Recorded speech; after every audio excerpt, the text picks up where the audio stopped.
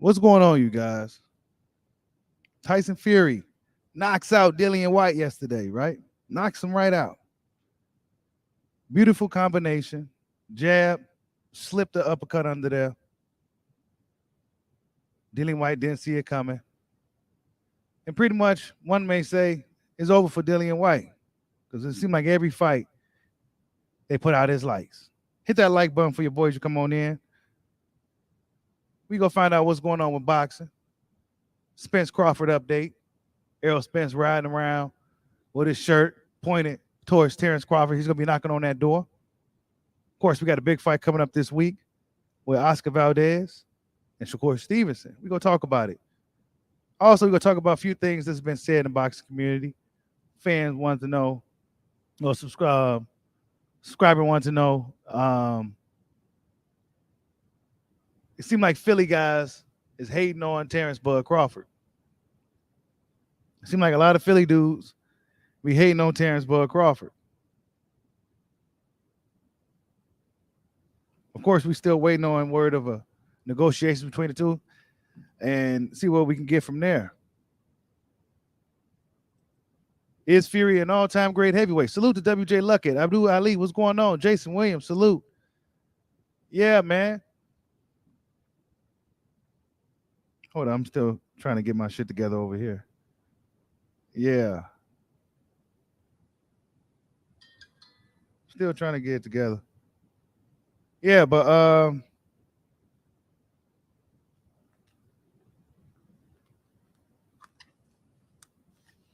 right, there we go.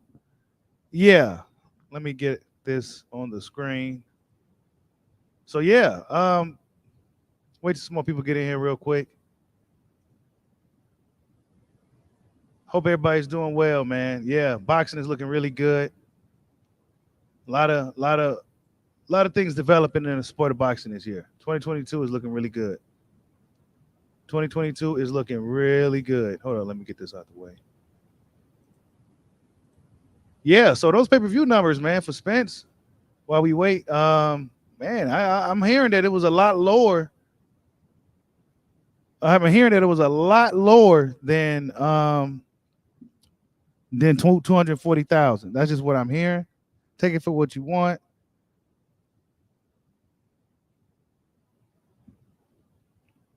Take it for what you will, right?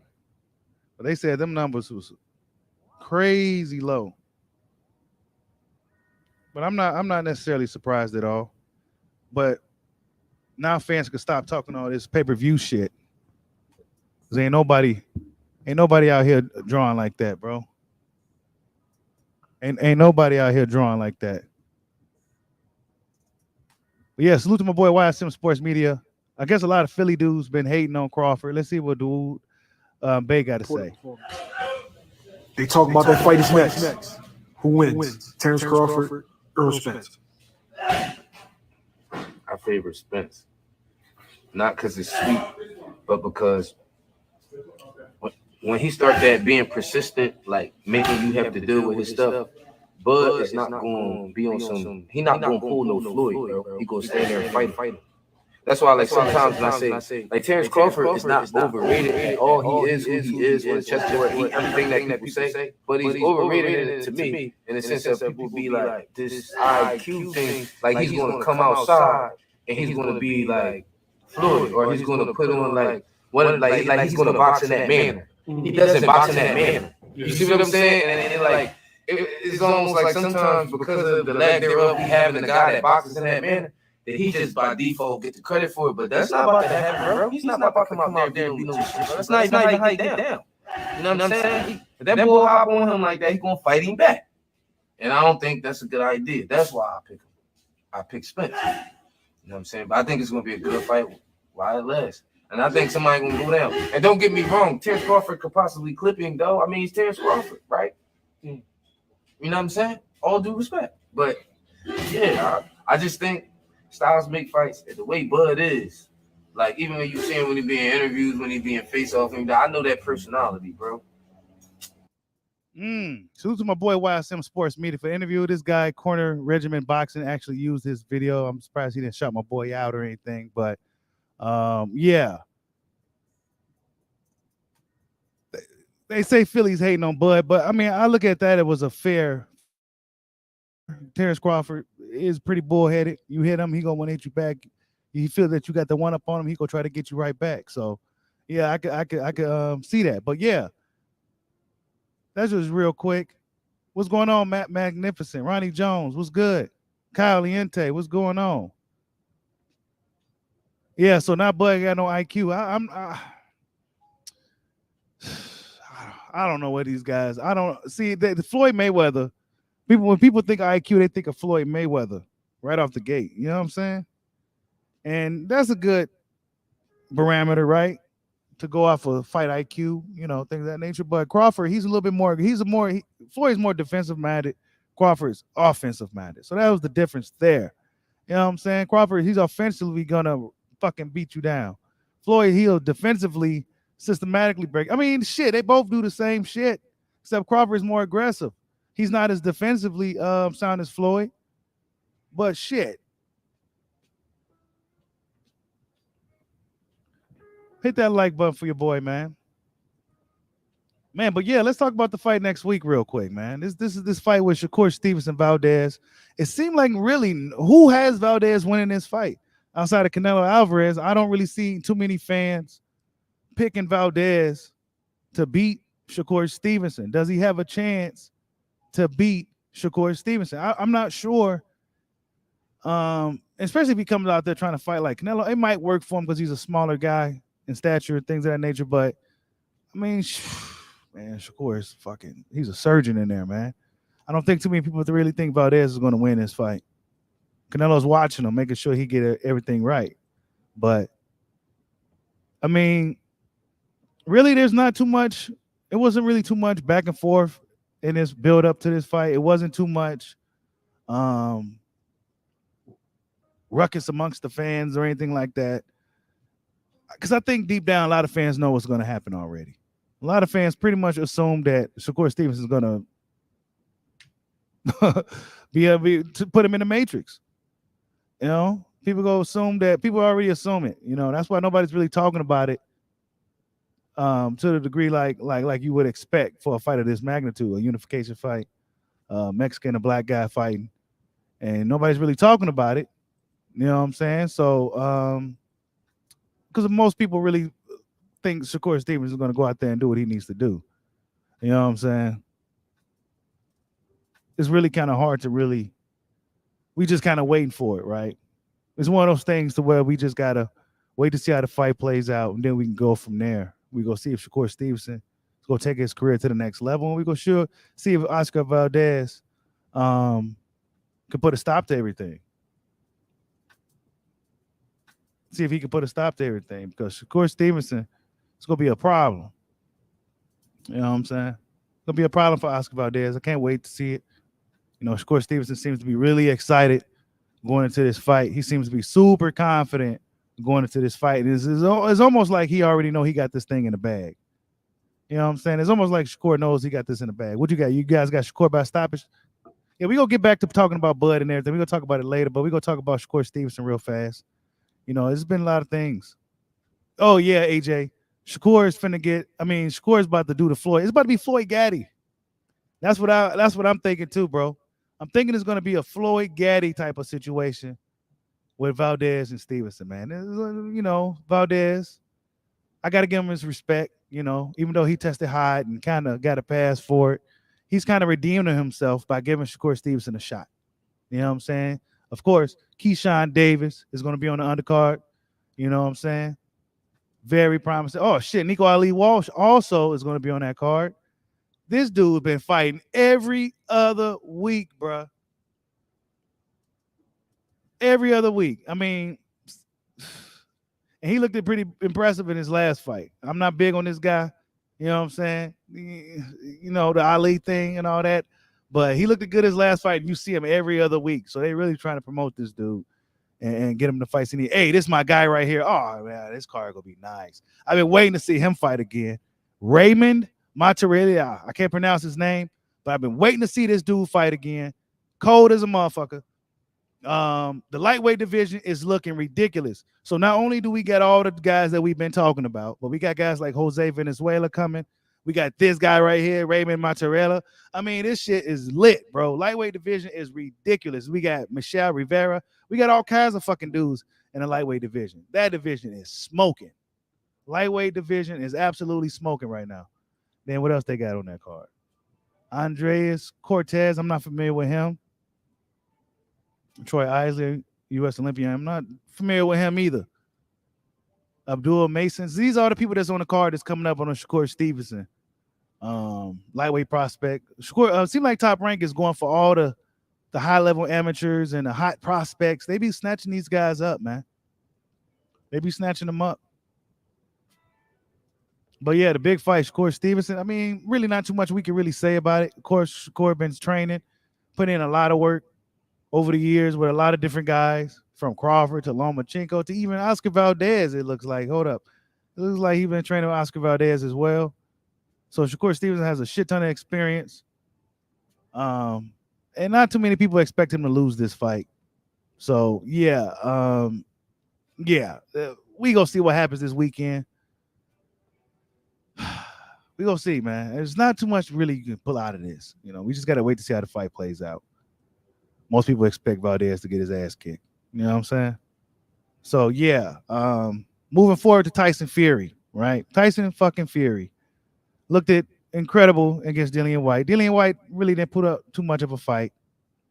He looked at terrible. He looked like he was just he reminded me of Dominic Breazeale the last time we seen him, right?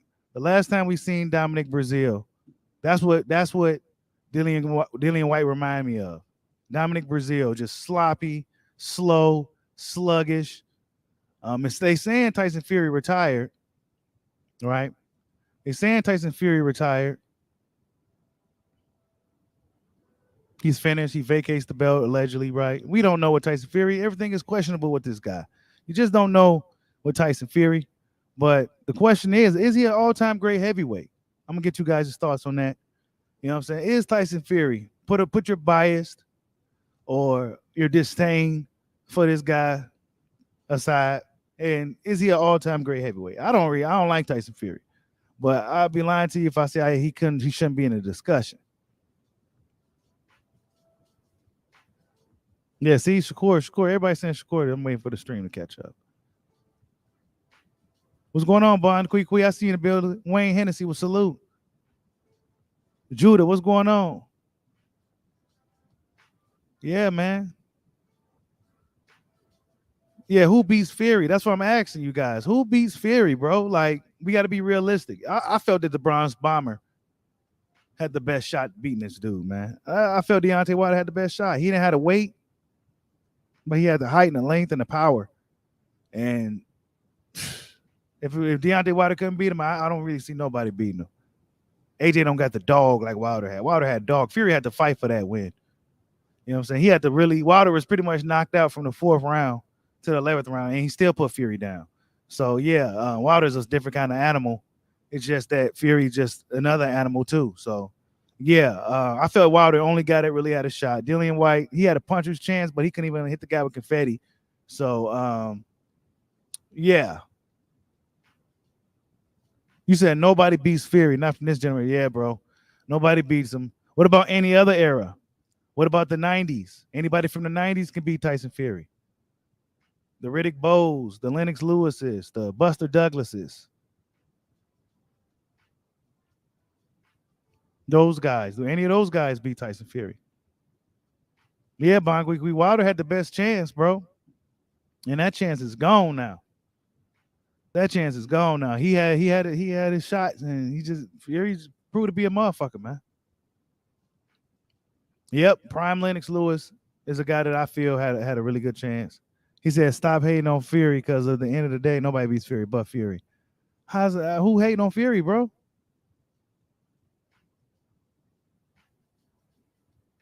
He says Fury is the top dog of this generation of boxers. The other talk of generational, stop.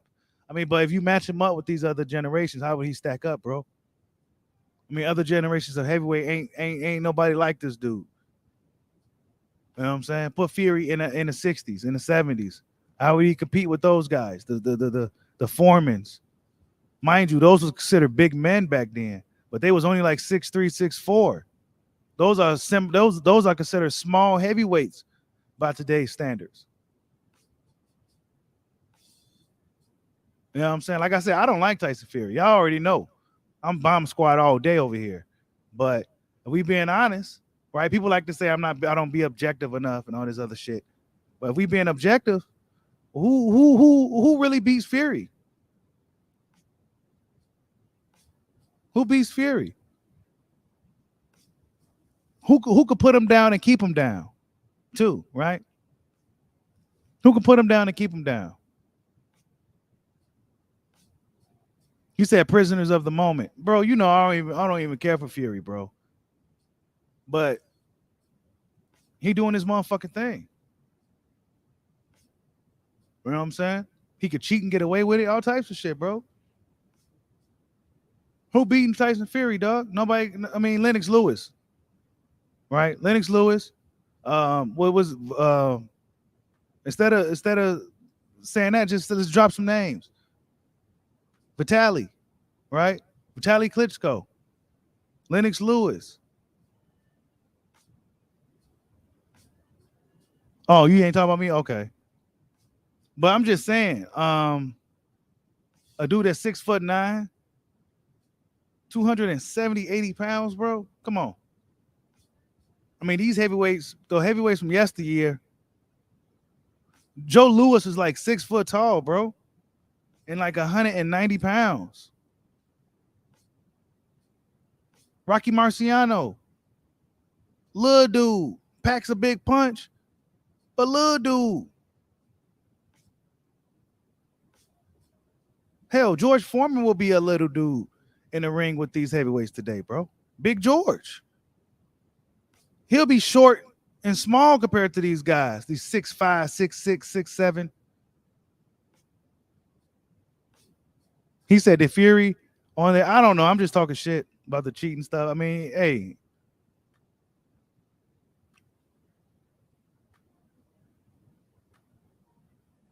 Oh, yeah. I heard about that, Jason Williams. That's what I'm saying, bro.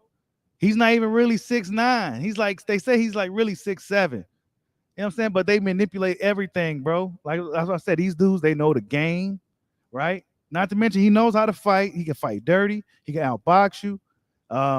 They know all the tricks. You know what I'm saying? They know all the tricks. He's a real life napper. Facts, bro. Facts, bro. Exactly what he is. He's a real life napper, a motherfucker. Remember when he first came around? Man, he was hell of a problem.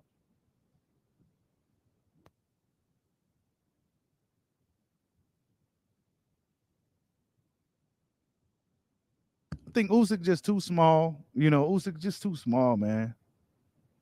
It's too small. It's not even fair and shit. It's not even fair. Like I said, the Bronze Bomber had the best chance to beat Tyson Fury. He had the height. He had the dog. Oliver, you say Oliver McCall? Yeah, one of those punchers from the 90s, bro. There's a lot of guys from the 90s that could beat Fury. Remember back in the day where a guy like Lennox Lewis can lose against a guy like, you know what I'm saying? Out of nowhere. You know what I'm saying? Like back in the day, man, them dudes can fight. So I think there's some B-level guys from the 90s could possibly beat him.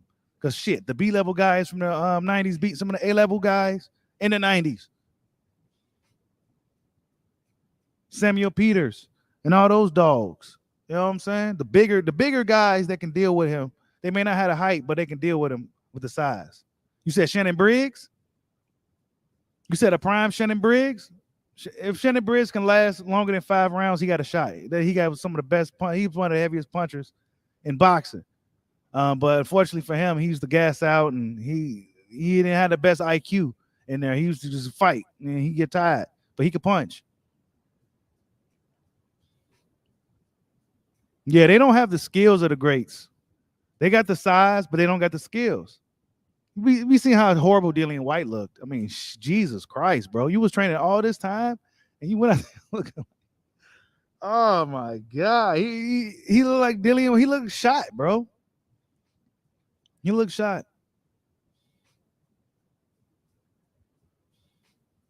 He just man, he looked it really bad. He looked it really bad. Like just man. And then he didn't even make it like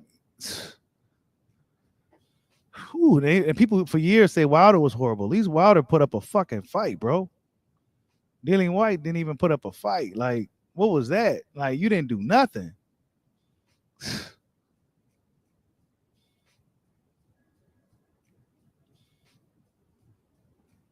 Hey, George Foreman had a hell of a chin. And George Foreman knew how to put those punches together. He looked slow, but he knew how to put his punches together really well. You know what I'm saying? Hit that like button for your boy. He knew how to put those punches together really good. Similar to Joe Joyce. He's slow as hell, but he know how to put them punches together well.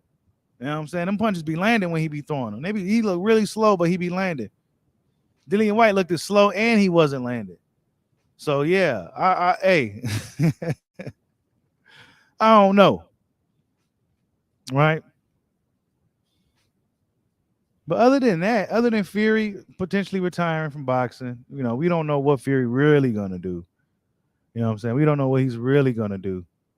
But if he retired from boxing, I mean,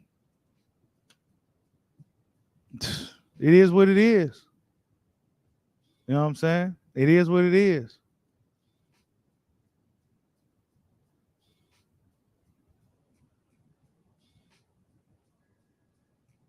Yeah. Yeah, AJ. That's what I didn't like either, bro. You know what I'm saying? You said B Fighter says Usyk can beat any big heavyweight, including Fury. Fury doesn't want that fight. Oh, you could be right, bro. You know what I'm saying? You could be right. Usyk really showed a lot of himself in that AJ fight, man. He handled the shit out of AJ. You know what I'm saying? Handled him. But Fury's a different type of guy, man.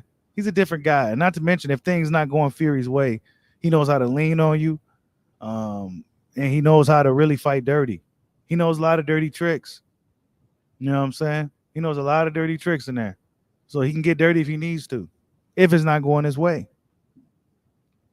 But yeah, man, Tyson Fury gonna be tough to beat you guys. That's just the bottom line. You know, whether he retired or not, I don't see nobody outside of the Bronze Bomber beating him. Not AJ. AJ don't got enough dog in him to deal with Tyson Fury. And that's just what it is, man. Love him or hate him, Tyson Fury, he may go, love him or hate him. When whether you agree or not, he probably will go down as an all-time great heavyweight, man. You already know what it is. But moving forward, man, Spence Crawford update. Errol Spence was riding around the other day. The Big Fish was riding around the other day. And he had his shirt zoomed in on his, there go Frank Martin. He had his shirt zoomed in on his camera zoomed in on his shirt, and it was knocking on Terrence Crawford's door. So the Big Fish is doing what he needs to do. Hopefully this fight can really get made. It looks like he got a tattoo right there of Frederick Douglass, Malcolm X. I can't tell who the other guy is with the beret on. But yeah, Big Fish out here getting tattoos. You know what I'm saying? He said the Grinch is black and trench. Posted a clip of him calling out Terrence Crawford. So Errol Spence Jr. is coming for Bud, right? He's coming for Bud. This is what the fans wanted. And he's going to give it to us, right? Unless the powers that be decides to stop this fight.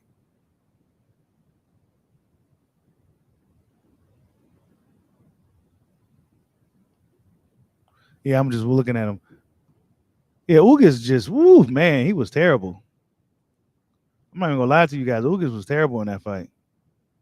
Hey, he said EJ on Bud's helmet. Hey, he's on Bud's helmet. He is. I ain't gonna sit here and cap. He playing it up. Got the shark and everything going. You know what I'm saying? The Big Fish out here, man.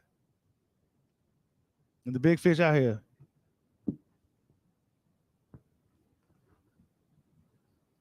Even at the station, gotta watch the champ. You know what I'm saying? Errol Spence. People split on who win the fight, man. I've been watching what people have been saying.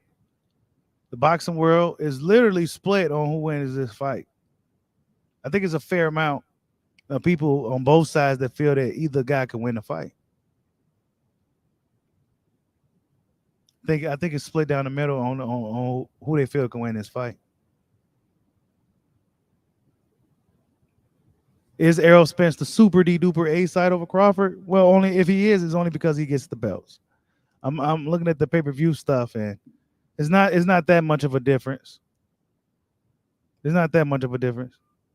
You said, yeah, and Sean Porter backtracking. That was Huey Newton. That didn't look like him. That looked like old boy from man, what's that actor's name, bro? That dark-skinned actor. I think he's some foreign guy, but he be a cop, always wearing a suit. Dark-skinned dude, bald head. Man, what's his name, bro? He was in was he in Law and Order, one of them shows? He always wearing a suit. He got a deep voice. You know what I'm saying?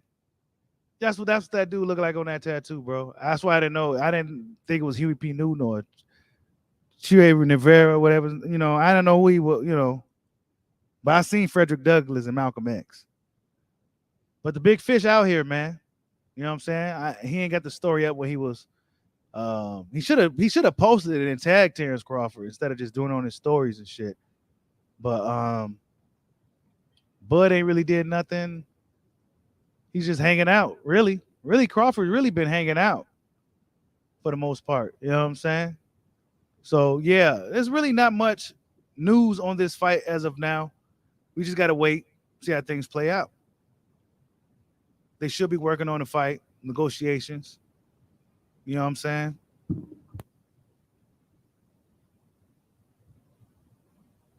They should be working on it. You know what I'm saying? Get this thing done. You know, will Crawford fight somebody like Thurman? In the meantime, if PBC wants him to do a 2-fight deal, will he fight Thurman? Boxing fans don't seem to want to see Crawford fight Thurman. At this point, boxing fans want to see Crawford go right into a fight with Errol Spence Jr. So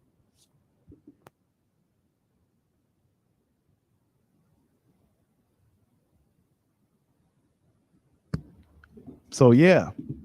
Oh yeah, I'm gonna send a link in too, man. Let you guys come in here, get the conversation started. Oh, what's going on, Town Biz? Hey, Town Biz in the building. Y'all go subscribe to Town Biz, man. Yeah. Salute to that information about Stephen Espinoza, bro. I seen the interview, and yeah, it was alarming to say the very least. That he seemed like he really ready to put that hurdle in front of the fight. But, you know, fans are trying to be optimistic. Errol Spence seemed like he wants it. How they go tell Errol Spence no? You know what I'm saying? How do you go tell the big fish no? So, yeah, salute. Yeah, go subscribe to Town Biz, man. If you don't know who he is, now you know. You know what I'm saying? He been around here for a while. Oh, you said Khalid Muhammad. Okay. All right. Gotcha. You said why fight Thurman, Jay Cooley? I mean, what if that's what PBC offers him? Showtime offers him a 2-fight situation. Like, yeah, we go get to you using the what's the name? Are you gonna be at the fight, Town Biz? The Oscar Valdez Stevenson? I already know who you got winning the fight. But yeah, are you gonna be there?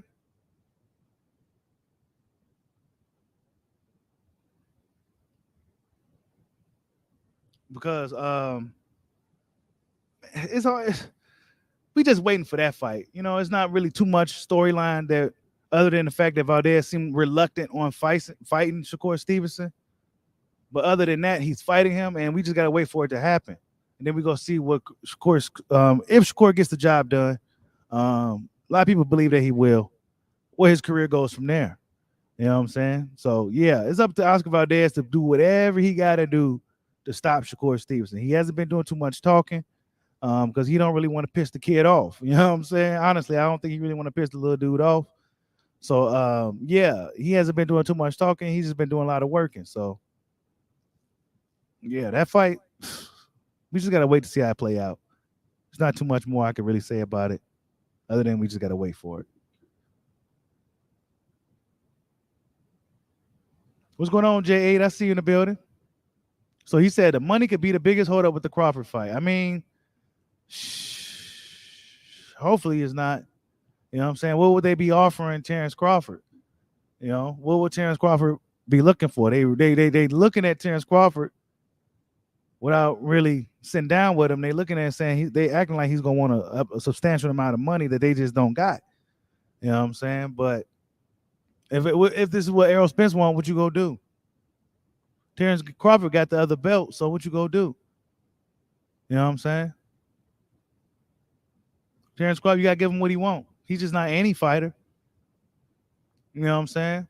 I mean, let's be honest. Who else is drawing in boxing? Ugas ain't drawing nothing. Ugas ain't drawing. Sean Porter ain't drawing. Keith Thurman ain't drawing. None of these guys is drawing in boxing. None of them. That's just what it is. You know what I'm saying? I mean, I appreciate his honesty, though. Steve Espinosa was really honest. You know what I'm saying? He was really honest.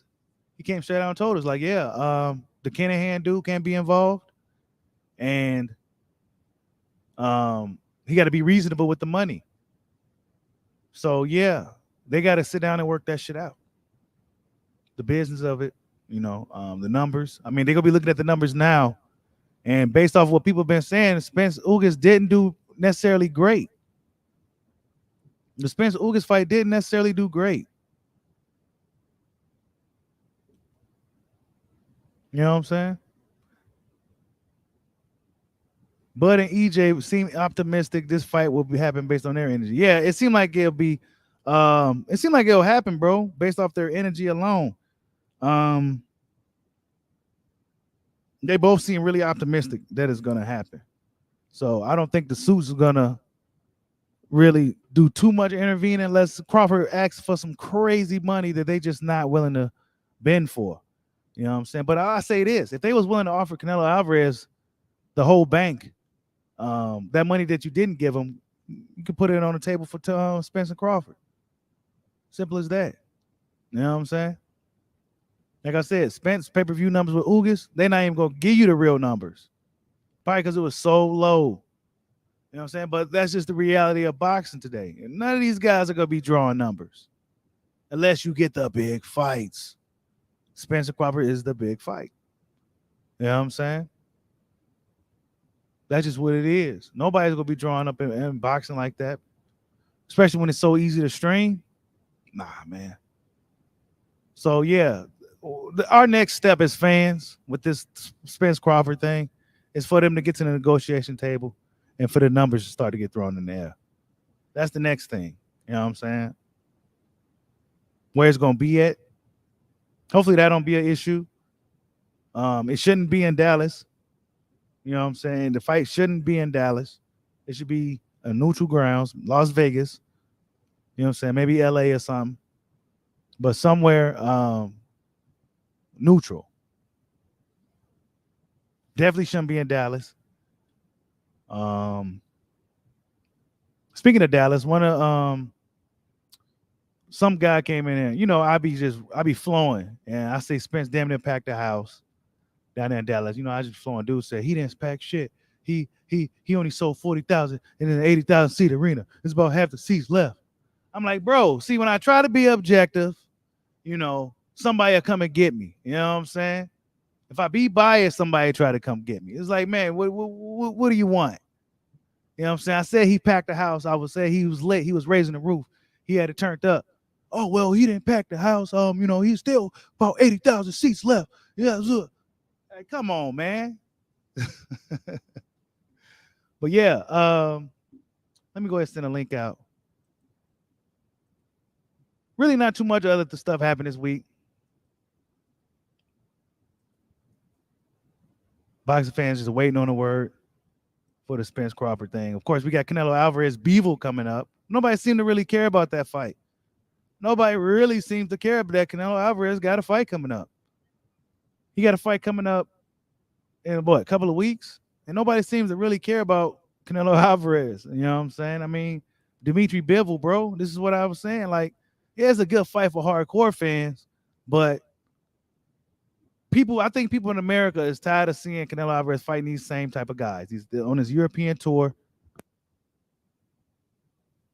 Hold on 1 second.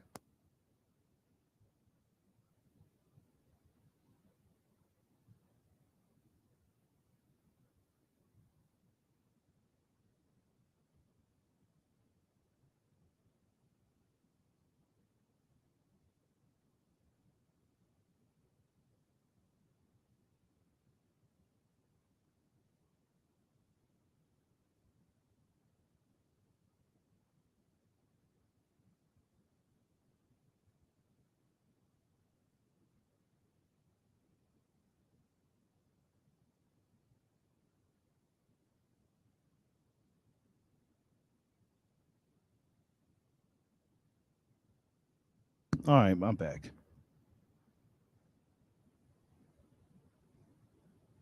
You said Spence versus Ugas shouldn't have been pay-per-view? Oh, what's going on, loyal to the game boxing? He says that fight's will gonna suffer due to streaming. We won't see any numbers because PBC don't operate like that. Yes, they do.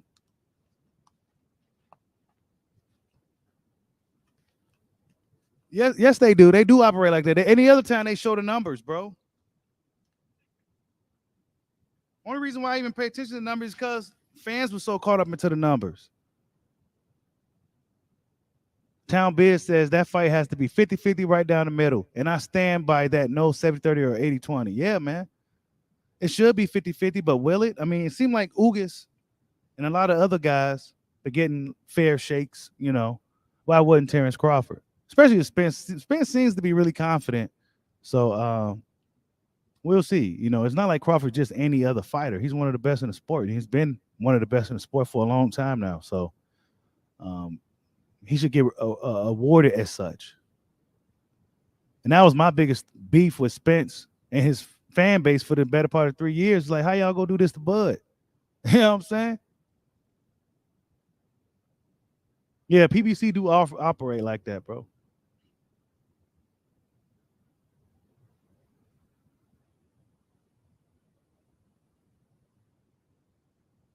I mean, they can go to Triller. Triller could get the thing cracking. What's going on, Jason? Level Up Boxing TV. Y'all go subscribe to my boy J Rod's Level Up Boxing TV.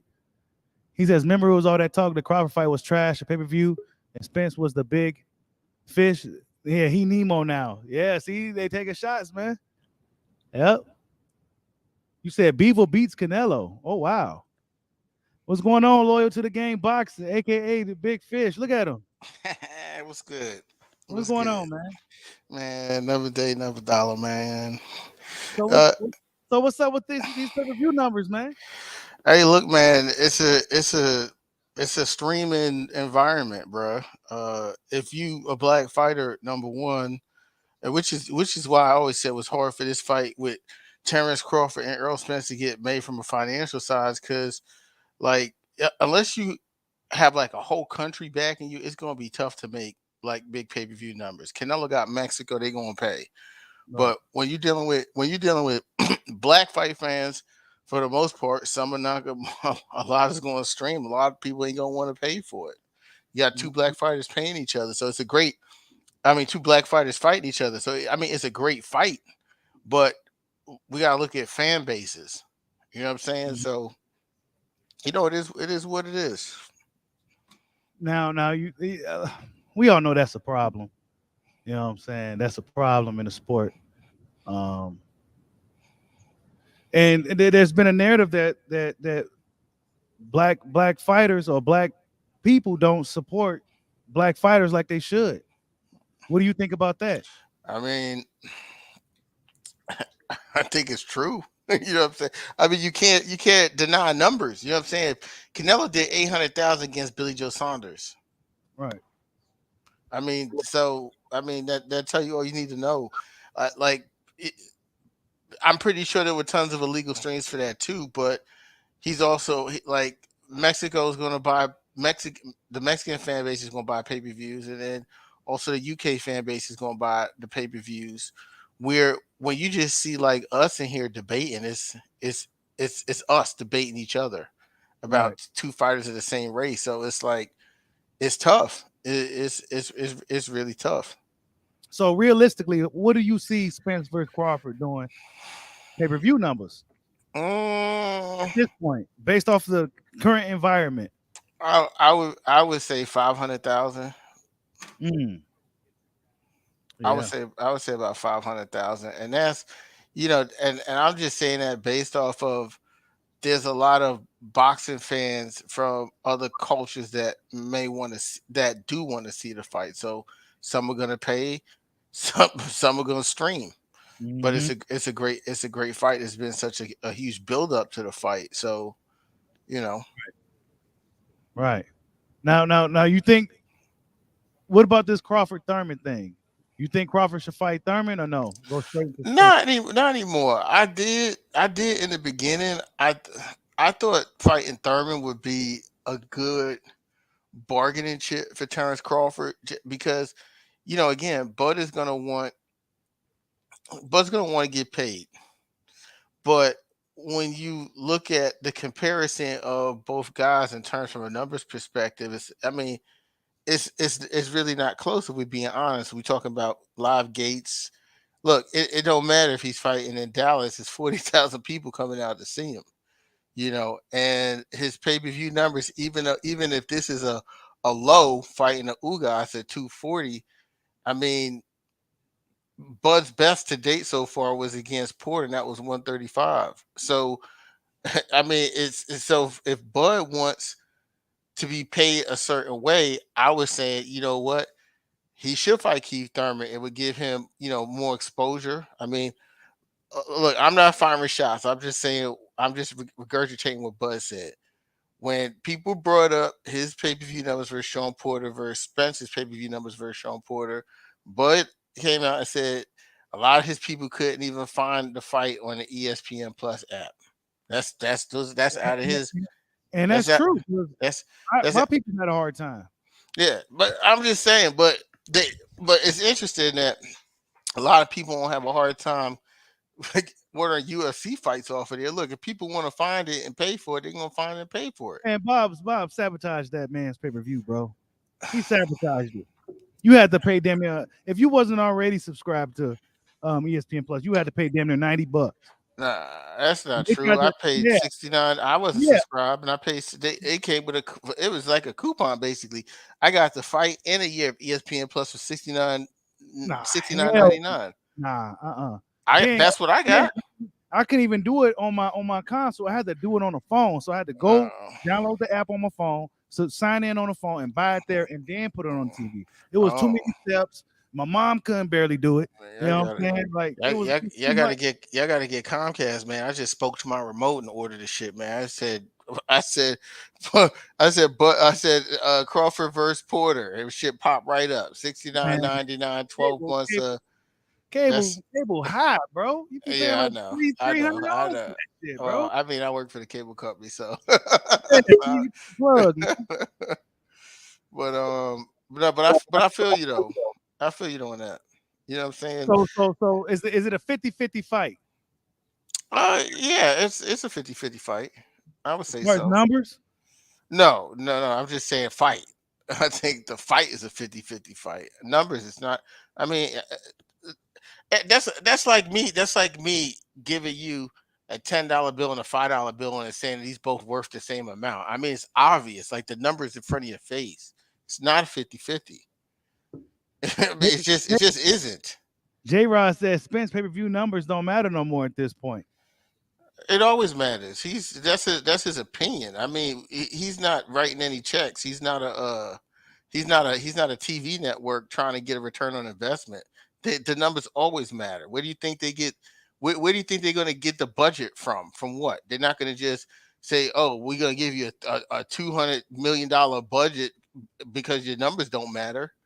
The networks. I mean, it's a business at the end of the day. The networks are going to give these promoters or management teams money, and they're going to want a return on their investment, and they're going to give them a budget based off of numbers. I mean, that's basic, bro. That's just what it is. Yeah, it is. But shit, this is a fight that the sport needs, so it shouldn't something like that shouldn't stop this from happening. It's just it'll be a black eye to boxing. It ain't gonna be stopped. The fight's gonna happen. I'm not worried about that part. I'm not worried about the fight happening. The fight's gonna happen. I don't think that we're not gonna get the fight. listen, if Spence is guaranteeing that the fight's going to happen, he normally doesn't say stuff like that unless he knows something about it. Right. And basically, Derek James almost slipped up in an interview where he was saying they've been negotiating that fight for 3 weeks before the Ugas fight. Yeah, I think I did catch that. I think I did catch that. Yeah, so fight's gonna happen. So salute to J Rod for the super chat. Y'all go hit that like button for your boy. He said Spence told you himself it wasn't going to get in the way or it's be a problem. yeah, it's not. Yeah, It's not. It's not gonna be a problem. And he also said that he was gonna make some concessions based on the numbers to make the fight happen for Bud. So I mean, it's just a matter of the fight. I think we're at a point now where a lot of us wanted to be at years ago, where we're talking about the outcome of the fight. Because, like, again, at this point, when I put in the chat, PBC don't operate like that. Where there's not with PBC, like for instance, remember when Bud and when they were talking about Bud and Manny Pacquiao was supposed to fight this last time, it was like Bob Arum is always leaking shit. It's like, oh, well, it's 40 million. Bud gets this and Manny gets this and that. And then when it didn't happen, when the Errol Spence and Manny Pacquiao fight was announced, no one even knew.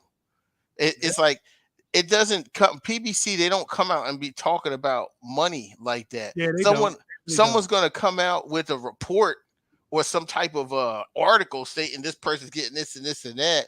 But in terms of just the fight getting made from a financial point of view, we got to keep it 100. Al Haymon know how to negotiate behind the scenes and get fights made. It's just he got a track record there. So I'm not too worried about the fight. I'm not too worried about the fight getting made at all. I think we at a point now where, we could do what we've wanted to do for the last couple of years, which is talk shit about who's going to win the fight. Mm-hmm. So when does it happen? November or December? I don't know. I'm not sure. You hear O'Connor reports September 17th, August. I don't know.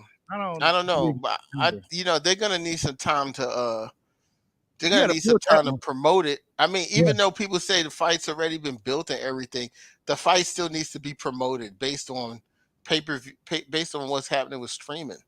The fight still has to be promoted, with commercials and press tours and all of that shit. If they want to get their money back, or make some money and not be in a red off of the fight, because it is a gamble.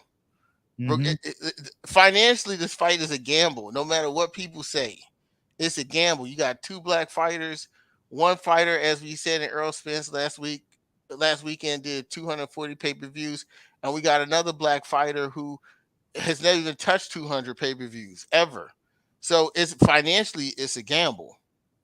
No matter what anyone says, because these corporations, it's not emotional to them. They're not caught up in, this guy's pound for pound. They don't care about that. They care about, listen, if I give you 50 million, do I get 75 back? That's what they care about. Yeah, that's the truth with the business side of boxing. They don't care about who's the best or right the belts or anything. You heard what Barry Hearn's dad, Barry Hearn, said. He don't know nothing about boxing, but what he do know is numbers. You know what I'm saying? Like, them dudes don't care about any of that. They sure don't. They don't, man. But it's gonna be a great fight. The question you asked me about Keith Thurman, at first I was like, yeah, Bud should fight Keith Thurman first. But I don't want him to anymore. Why? A couple selfish reasons. For one, I mean, Bud's pretty sharp in the ring, but he hasn't been the most active fighter. Right? Not really. Right. So he ain't been the most active fighter. So I'm like, look, he said he don't want to fight Keith Thurman. I was saying it was a good business sense. But shit, I don't want him to go in there and get super sharp, because Keith Thurman is a top level fighter. So I want this nigga go in there and get super sharp and then jump in there with Earl. Nope. Earl had a long ass layoff. He just fought. You know what? Y'all niggas fight. Fuck it. So you said my own selfish reasons. Nope. Yeah, I don't my own want selfish reasons. Exactly. I keep it real. Hey, I ain't mad at you. I ain't mad at you. Because Keith Thurman's a certain level of fighter. So, Bud's going to have to come in there. I believe he's going to beat Thurman. He might be the first person to possibly stop Keith Thurman. But you know what it's like. It's like he goes in there and he's fighting someone at that level, and that caliber. His confidence goes up. He has to get himself up to fight a fighter at that level. Right. And then he has more momentum coming into a Spence fight. The Spence fight. So fuck it. Nope, I don't want the fight. Hey, low key, that's kind of why I wanted to fight. Yep. I initially wanted to fight. I initially did. It'll be a good build up for Crawford to going into a Spence fight. Yep. That's the pay-per-view market with him and Thurman. Yep. There'll be a lot of good things for that. Yeah, I agree.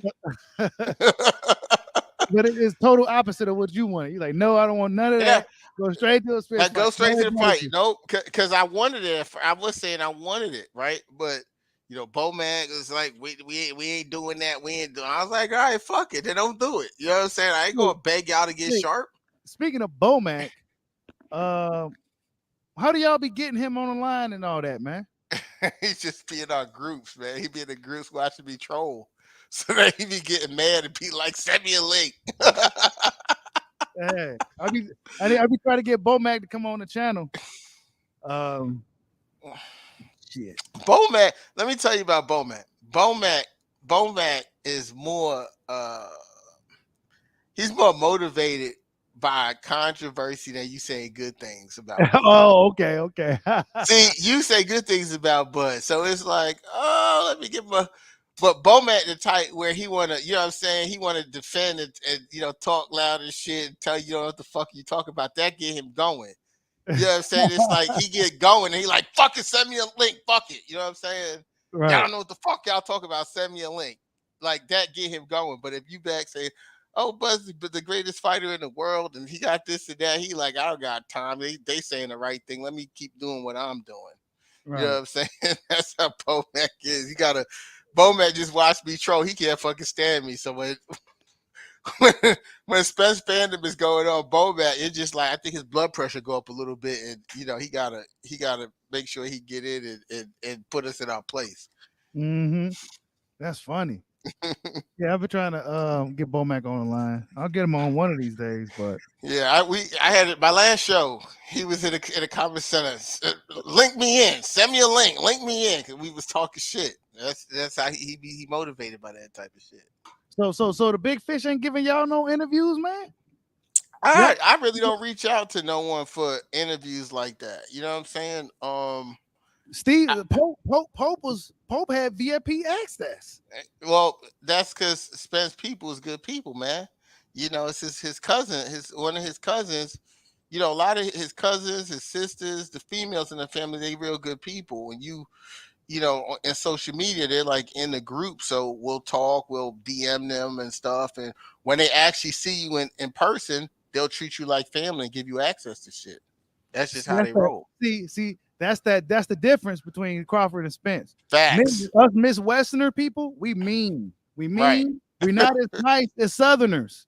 You know what I'm saying? Southerners, they nice folks. They nice people. Yeah. You know? But Midwest, they don't play either. But they don't play either. But Midwest ain't as friendly as the South. Yeah, I believe that. I believe that. I seen Pope. He had VIP access. I'm like, right there. Yeah. I had that. Like I said, I had that with the Ocampo fight. I had VIP access. Like, I see Spence be looking out, man. Yeah. Derek, good people. Spence Pops, good people. Spence is good people. His sisters, good people. His moms, all of them, they good people. Cousins, they good people. Yeah, it seemed like it. They're giving people VIP access. And what's going on, B House? I see you in the building. Hey man, what's up with Argentis Barber, man? I ain't got paid yet, man. He done like what happened to this guy? He's making a lot of noise on the last stream. We made a bet. Now he MIA. Man, I don't know, bro. I don't know where he at. I don't say yet, man. He been MIA, man. He has been MIA since that bet was made. I mean, I don't know what's I up with told that, him, didn't man. I told him, don't do it. Right. Don't do it. Don't do it. This fight go happen, bro. Like, don't. He made the bet, man. He shouldn't have made the bet. Now, honestly, I haven't seen him, bro. I haven't seen him. You can't make those type of bets, man. People making emotional bets. You can't do it.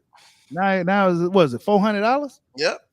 Yeah. Nah, man. And he I said too, he said, no, make it 4. I ain't betting no. Okay, cool. You Man. know, but look, hopefully he be a man of his word, man. I mean, I ain't really pressed for money like that, but hopefully he a man of his word. Yeah, that's all it's about, is just being a man of your word now. You know what I'm saying? You can't come on here and say all that and do all that and then don't follow through with it. Right. You get a lot of respect if you follow through with it. Right. Even if it was an emotional bet, you follow through with it, cough up the 400, take that big L. People respect you for it. You know what I'm saying? You know what I'm saying? But if you do that and then kind of run off, then it says a lot about character, bro. Facts. I'll tell them, don't make that bet, bro. That fight go happen. What people have ran with. See, this is the problem with narratives, right? People have ran with narratives for so long that they have to believe them, even if it's not true. And that's what the issue is. It's like sometimes people say things so long that's not true that they lie to themselves to the point where they start to believe they don't lie. And that's kind of what happened there. So it is what it is. Salute to Kenny Slim for the super chat. He says, why is Derrick James so defensive when Bud is brought up? Yeah, that's a good question. He is. Derrick James and Jermell Charlo whole energy change when Terrence Crawford is brought up. The energy change. Like, Derrick James is a very mild-mannered dude. You know what I'm saying? Really don't got much bad to say about anybody. They ain't really negative or anything. But when it comes to Terrence Crawford, his energy totally changes. Like, I think you gotta blame that on Bernie, man. You gotta blame that on Bernie, man. Bernie done went online live and called Derrick James a punk motherfucker, and like, oh, so Derrick James ain't liking that, huh? Yeah, come on. I mean, who would like that? You watch it. I mean, they see all the stuff, but they don't say a whole bunch of stuff. But there's just been a lot of bad energy, going back and forth. Which to me I always felt was kind of weird, because when they met at I'm talking about Bud and EJ, when they met at the Hooker fight, Ramirez and Hooker fight, you can see there was mutual respect they had a mutual respect for each other, but then I don't know what happened after that. It was like, it just kind of went south. I don't know, man. So it's competitiveness, man. You know what I'm saying? It's two dogs. A salute to Bushido, bro. It's my first time chopping it up with you, bro. How you doing? What's going on, Real Rap? I see you in video. What's going on, man? Chilling, bro. Just being patient, man. But I just wanted to get in while I fit in, man. To answer that question, with Derrick James and especially Jamel, pardon me. That's a live dog that they looking at. You know what I'm saying? And a dog can always sense another dog. You know what I'm saying? That's not just any type of dog that you're talking about when it comes to Bud Crawford. So that energy that he giving is real. Now, I agree with the brother on the last point. It's mutual respect, but I can't blame Bernie, because as much as I don't really care for like the antics in the beginning. I get it now. You know what I'm saying? He just riding with his boy. You know what I'm saying? Mm-hmm. As far as with Bernie and some of the other points I'll touch on, I believe both camps want this fight. But, people got to remember, man, it's some competitive ass dudes, you know what I'm saying, that's going up against each other. They both undefeated. They both at the top of their game, and that's one of the reasons why I just call them the sexuals. The sexuals didn't want the immediate fight at first with Bud and Arrow. They wanted to throw, Keith in as a as a wedge because of what the brother said. You know what I'm saying? And I appreciate how honest he is, because a lot of, I'm not saying he's a sexual. I believe he's a supporter, but the other sexuals, you know what I'm saying, they wanted to use Keith Thurman as a wedge, to further delay this fight. You know what I'm saying? When Bud first beat Porter, Bud was fully ready to fight Keith. And what Keith said, I'm gonna need 6 more months to get ready. I'm gonna need X amount of time. He did say that. Yeah, he did. Yeah, I'm gonna bring you the facts, Bushido. You know what I'm saying? One thing that I like about you is you document all this shit in real time. You know what I'm saying? So you can use your page as a reference a lot of times. That's what I do. You know what I'm saying? Whenever I'm arguing with these sexuals, and I'm talking about both sides, because there's some bud sexuals that, you know what I'm saying, I don't care for, but it's really the aerosexuals that don't have the true facts. You know what I'm saying? But at the end of the day, Bud was fully prepared to fight Keith Thurman. He was breaking that down on the on Sean Porter's podcast. And Keith, just like he did with Arrow, he pushed the goal line. He was talking all that hot shit. And when that live dog came and barked at him, you know what I'm saying, he do like he always do and tuck that tail. You know what I'm saying? So that's one thing that the sexuals was using to try to put interference, in between that fight. Because it's some cats, it's not all, but it's some cats that really don't want this fight, bro. And it's crazy to me, man. Like, this is the top fight in boxing. It's some cats that, because of the argument and because like they don't want to see they dog get crushed, you know what I'm saying? Like, they want to put any kind of wedge that they can put in between that fight. That's what it was early on. A lot of guys was putting a wedge between the fight. They let's be honest, they seen the energy from Spence wasn't that they really they liked. So you know what, Terrence Crawford, you don't deserve to fight. That's what happened. You know what I'm saying? He don't deserve to fight. He didn't do nothing to deserve a fight. He ain't fight nobody. His resume is trash. Everything it took to, like, come on, bro, this is the fight to be made. Like, what's good? Like, hey, I would say this. I never felt like that. What I felt like was Bob Arum was the problem. I maintained that for years. I felt you always do be cooking on Bob. I felt that Bob Arum. See, this is what my issue was, right? Is that I really felt like Terrence Crawford was being pressured into making the Errol Spence fight, because when Bob Arum lost his contract when HBO got out of boxing, and Bob Arum went over to ESPN and got all of that money from ESPN with their deal, he sold ESPN that Errol Spence and Terrence Crawford was going to fight. But he couldn't make it happen because he really had a beef with Al Haymon. And so he kept pressing for a fight that he knew couldn't happen. And I think what happened in the process was Bud just became collateral damage in between Al Haymon and Bob Arum's issue. Like, that's how I've always saw it. You know what I'm saying? I never saw it as anyone being scared of anyone else. And also, Bob Arum ran out of opponents for Terrence. Terrence Crawford has only been so inactive for these last couple of years because Bob Arum ran out of opponents. He don't have fighters at that weight class. Right. You know? So I was just in a place where, look, I get it. People want to see the best fight the best. But if you're a business and you're monopolizing a certain area, which is what PBC did with 147. They had 3 of the 4 belts, and they had all the top welterweights except for Bud Crawford. So why wouldn't those guys do their own thing first before they go do that? Why? Who wouldn't do that? And to me, that was always the issue for me. It was like, it's not Al Haymon, Errol Spence job to make sure that Terrence Crawford get a fight, or more importantly, that Bob Arum's business is taken care of. Bob Arum did self-preservation.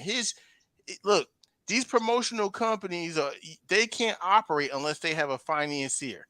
They can't operate without a network giving them money, because as soon as they asked Bob Arum if he would put his own money up for the Spence Crawford fight, he said no. He wasn't going to take that type of gamble and take a hit on his net worth. So he never wanted to put up his own money. So Right. it's so it goes to show you that he sold these guys. Think about it.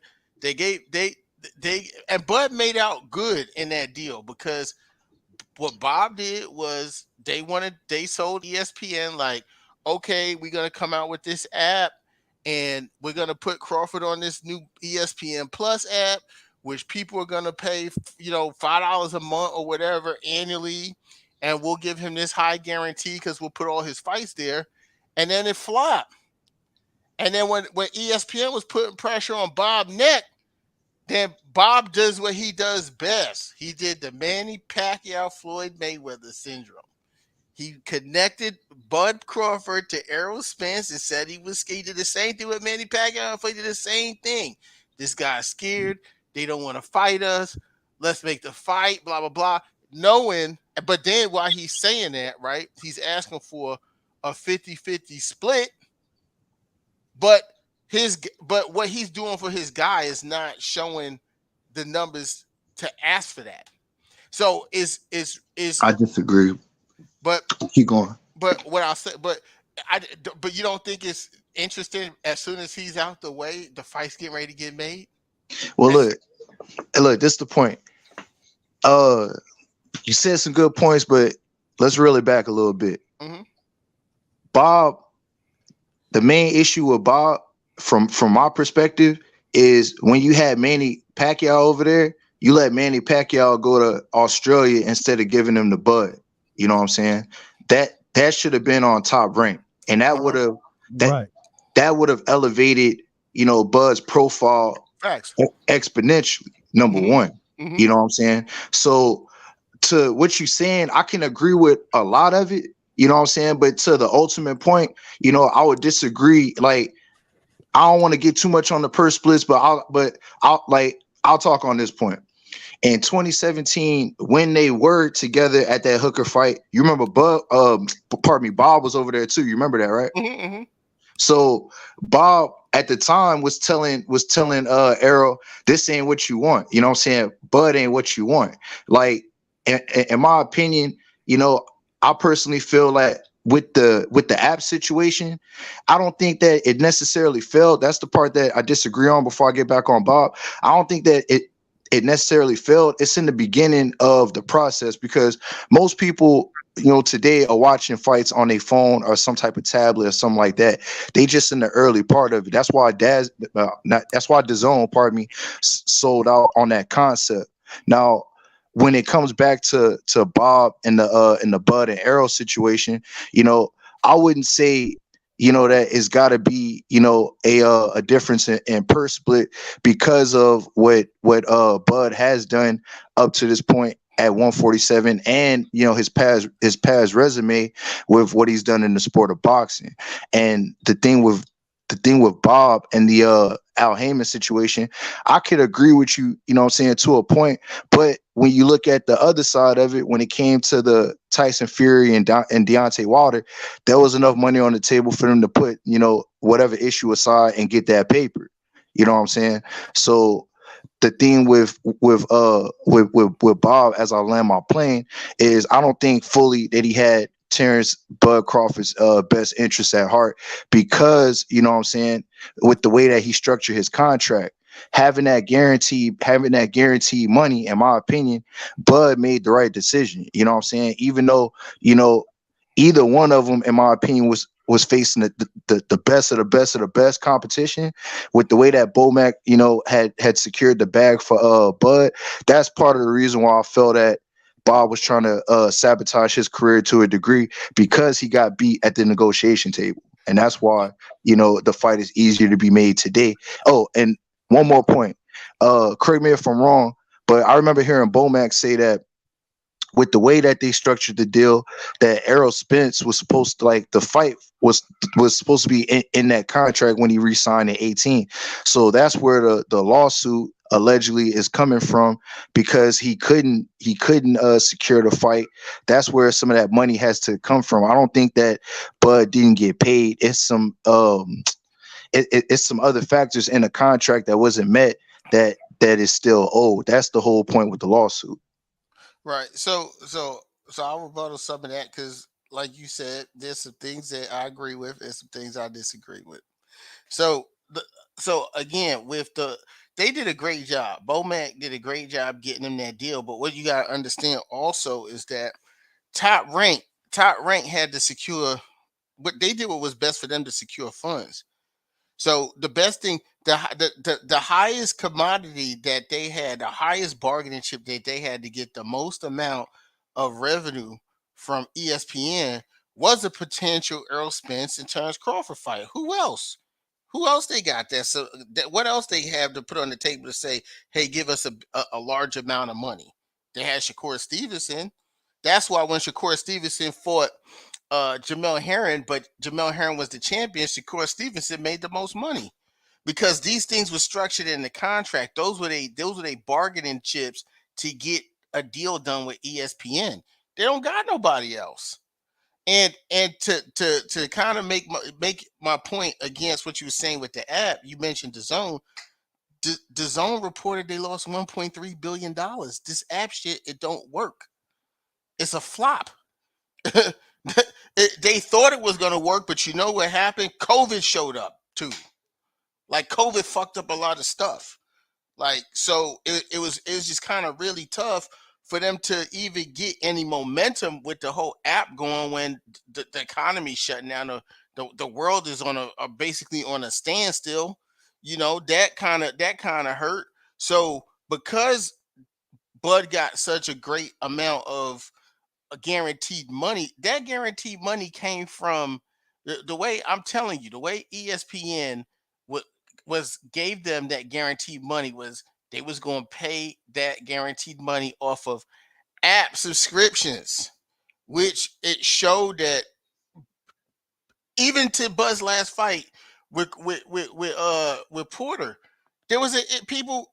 I mean, at this point, he done had all these fights on ESPN for like 3 years, and people on his last fight is still saying they don't know how to find his fight on the app. That tell you right there, the app was a bust. ESPN Plus was a bust for them, but ESPN was putting. I'm trying to tell y'all, ESPN was putting heat on Bob. They didn't give the money to Bud; they gave it to Bob. They saying, Bob, what you promised us this, that, and the third, and you could tell that's true because look at what they did with the Kell Brook fight and Bud Crawford. The whole telecast was about Earl Spence. The whole telecast. The whole thing. ESPN was pushing hard to get that fight. From the time Bud signed a contract with Top Rank signed that contract with ESPN when he went on First Take, and Bud, as a fighter, was saying Keith Thurman was the man. ESPN kept trying to throw Spence on him because that's what they were building for, and that's what it was promised. But what happened was, see, this is why you can't go around burning bridges because Arum went and sued Al Haymon after they made all that money together with Manny Pacquiao and Floyd, right? Now you want him to go do another cross promotion with you, and Al Haymon just said, "Nah, fuck you." Then you calling the man a cancer, and then you saying that he's invisible, he's not a real person, and he's a figment of Sam Watson's imagination and all that. That should let you know that he had a problem. He couldn't even get in contact with Al Haymon. Al Haymon wouldn't even take his calls. And then to kind of piggyback off the point you made about Wilder and Fury, gotta remember Wilder and Fury 1 had nothing to do with Top Rank or Bob Arum. Zero. And there was a rematch clause already in the contract for that fight. So Bob was real smart and he went and signed Tyson Fury to force negotiations so he could now have a reason to talk contractually to Al Haymon. Because now they got to go through Al Haymon to get the fight done. And then he was trying to make the Crawford fight through that, but Al ain't give it to him. And then when he ain't get it, then what did they do? Then they didn't want to, then they tried to renege on the second rematch clause. And then they went to court in the arbitration. And then if you noticed, think about this, Bushido, you notice after once they went into that arbitration with Wilder and Fury, anytime anyone would ask Bob Arum about Spence and Crawford, he would say, "Oh, that it's never going to happen. Look, we're looking at Jose Zepeda now," because he knew the relationship was shot after that. He knew it. He was back in court again with the guy. He knew the relationship was shot. So as soon as he out the picture, the fight's getting made. As soon as he out the picture, as soon as he is, it didn't even take 2 fights for Earl to have. As soon as Bob Arum was out the picture, the fight's getting made. So I just look at it and say, look, it's a blessing. Bob out the way. We in a place right now where, you know, Bushido, we could go back and forth and talk shit about who's going to win and why. Mhm. You know, because me, honestly, I got tired of talk about numbers too. Right. Yeah. I got tired of it. But when I can't speak for all Spence fans or supporters. I can't speak for them all because a lot of them say some wild shit that it make it hard for a brother like me to have an argument because people think I be on some wild shit like them. But Mhm. but what I will say is that the fight's gonna happen. As soon as Earl said we ain't gonna talk no more, that shit about numbers in the public, that should right there let you know that the fight was gonna happen. Yeah, that's facts. You know what I'm saying? That's We facts. ain't That was talk a big about dog. yeah. It was Yeah, like that's we ain't facts. gonna do that no more. So I think, you know, at this point, you know, it's like it's a blessing, and you know, everyone who's been talking about this fight for so many years and everything like that, purchase the pay-per-view. You know, like don't just support these fighters with your thumbs on social media. You know what I'm saying? You got That's to go ahead and purchase these there's no reason that these guys shouldn't sell more on pay-per-view than Billy Joe Saunders and Canelo. It's a Right. better fight. Yeah. And plus, Billy Joe's from across the pond. Nobody here really knows Billy Joe, bro. Right. It's a better fight. My only thing was when people was bringing up that Spence was scared, I was like, it don't got nothing to do with him being scared. It's about the business ain't right. You know, I mean, that's just real. And when you got when you got 2 different networks, right? There has to be a certain amount of money projected to be made for it to even make sense for a Fox and an ESPN to do a joint deal. You can't do a joint deal if one guy's doing 125,000 pay-per-views and the other guy's doing 300,000. How you gonna do joint business like that? You can't. It's not worth it. I mean,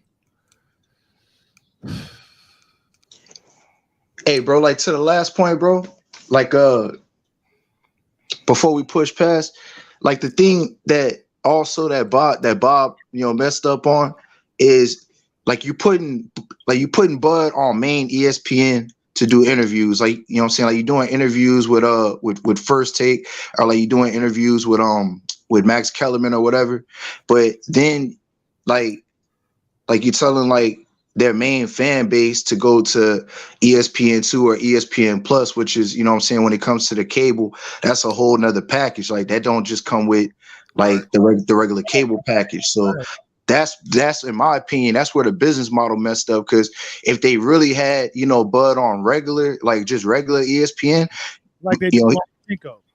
he'd be blown. Exactly, he'd be blown up. Like, you know, like did you say Lomo? Yeah, because Lomo fights on he normally fights on regular. He was fighting Exactly. on ESPN. Exactly. And some great points that you made, bro. Like with the with the 2 business models, you know what I'm saying? Yeah, it's got to be profitable for both. But for me, like I just can't believe the numbers, bro, because it's always you know, a bottom and a top side number. So like, to be honest, I don't really know what is truly projected. But one thing I will say, like with the illegal streaming, I believe that these companies, once they put it on YouTube, some of that money, they get some of that money back. You know what I'm saying? If you look at those fights, you know what I'm saying, either from Showtime or Top Rank on YouTube, they're in the millions. And, you know, as long as the platform is going to be active, that's always going to be residual money for both businesses. You know what I'm saying? So like that pirating issue is definitely an issue with the streaming. But in my opinion, I like the streaming, man, because if you're getting something that you really don't want to see and you really don't want to support, I'll be the first one to tell you, man, stream that shit. You know what I'm saying? But like you said though, you know what I'm saying? If it's especially, from the brothers, if it's something that you want to support, nah, definitely support it. You know what I'm saying? Like the fights that like we want to see, like me and my bro, you know what I'm saying? Like we always, jump on the TV and just go ahead and buy it. You know what I'm saying? So yeah, definitely respect to what you said on the back end for sure. My thing is with the streaming, I don't support the streaming only because it only take, you know what, if you don't want to pay for it, wait a week and watch it for free when it come on TV. Because you're hurting the fighters at the end of the day. It's just like if you didn't want to watch the Earl Spence fight last week, then all you had to do was wait one more weekend and watch it for free on TV. So at the end of the day, if we want boxing to stay alive, then we can't be stealing. We can't be stealing from the fighters, like F the networks and stuff. Because see, like all that streaming, it hurt Bud. I mean, like Buzz from Omaha, Nebraska. He ain't from a market like Dallas, Texas. He not connected to the Dallas Cowboys and all of that stuff, and and having these huge mega crowds and all that stuff like that. So all that streaming shit hurt a brother like Bud. You know what I'm saying? If you don't want to watch something, then don't steal it, nigga. Just don't watch it. Just wait till the following. I remember when I used to wait a week. Shit would come on HBO. I ain't want to pay for it. I waited till the following week. It came on. I watched it. That's just it. That's just my personal opinion. You know what I'm saying? So look, it is what it is. So I bought the Spence Ugas fight. I bought Crawford Porter fight. So I have no problem supporting quality boxing. But as far as everything, nah, like nah, I couldn't like that Dillian Whyte Fury. Yeah, facts. Yeah. Let me just respond to these comments. One guy says it don't matter. He says what he said. Wait a week because it hurts the fighters. Yeah, if you stealing from the fighters, yeah, it's hurting the look. And then the guy under it, J Rod Level Up Boxer TV says stealing is the same as not watching it. No, it's not, because if you stealing it, then you watched it in live time. You know what I'm saying? That's all I'm saying. Or the only reason you pay for a fight is so you can see it like in real time. That's why you pay for the fight. So if you want to see it in real time, then you should pay for it. If you don't want to see it in real time, then wait a week. That's all I'm saying. But really, people, what they do, if they can't catch the fight, they'll wait for it to come on YouTube, because these guys, they be putting these fights on YouTube right after the fight, getting these views and shit. So yeah, that's what people tend to do nowadays. They watch right off of YouTube right after the fight is over. Right. They can't catch the stream. But streaming is a big problem for boxing. Period. MMA does well with pay-per-views because the fans truly support the sport. Right. You know what I'm saying? Those fans, they support the sport. Right. Boxing fans, really fickle, and everything else. So in order for the pay-per-view to start doing well in boxing, it's going to take all fans to be on the same page in order to support it. But then you got a lot of fans that don't want to support something they don't want to see. So they're going to have to give the fans what they want to see. You know what I'm saying? Yeah, that's facts, man.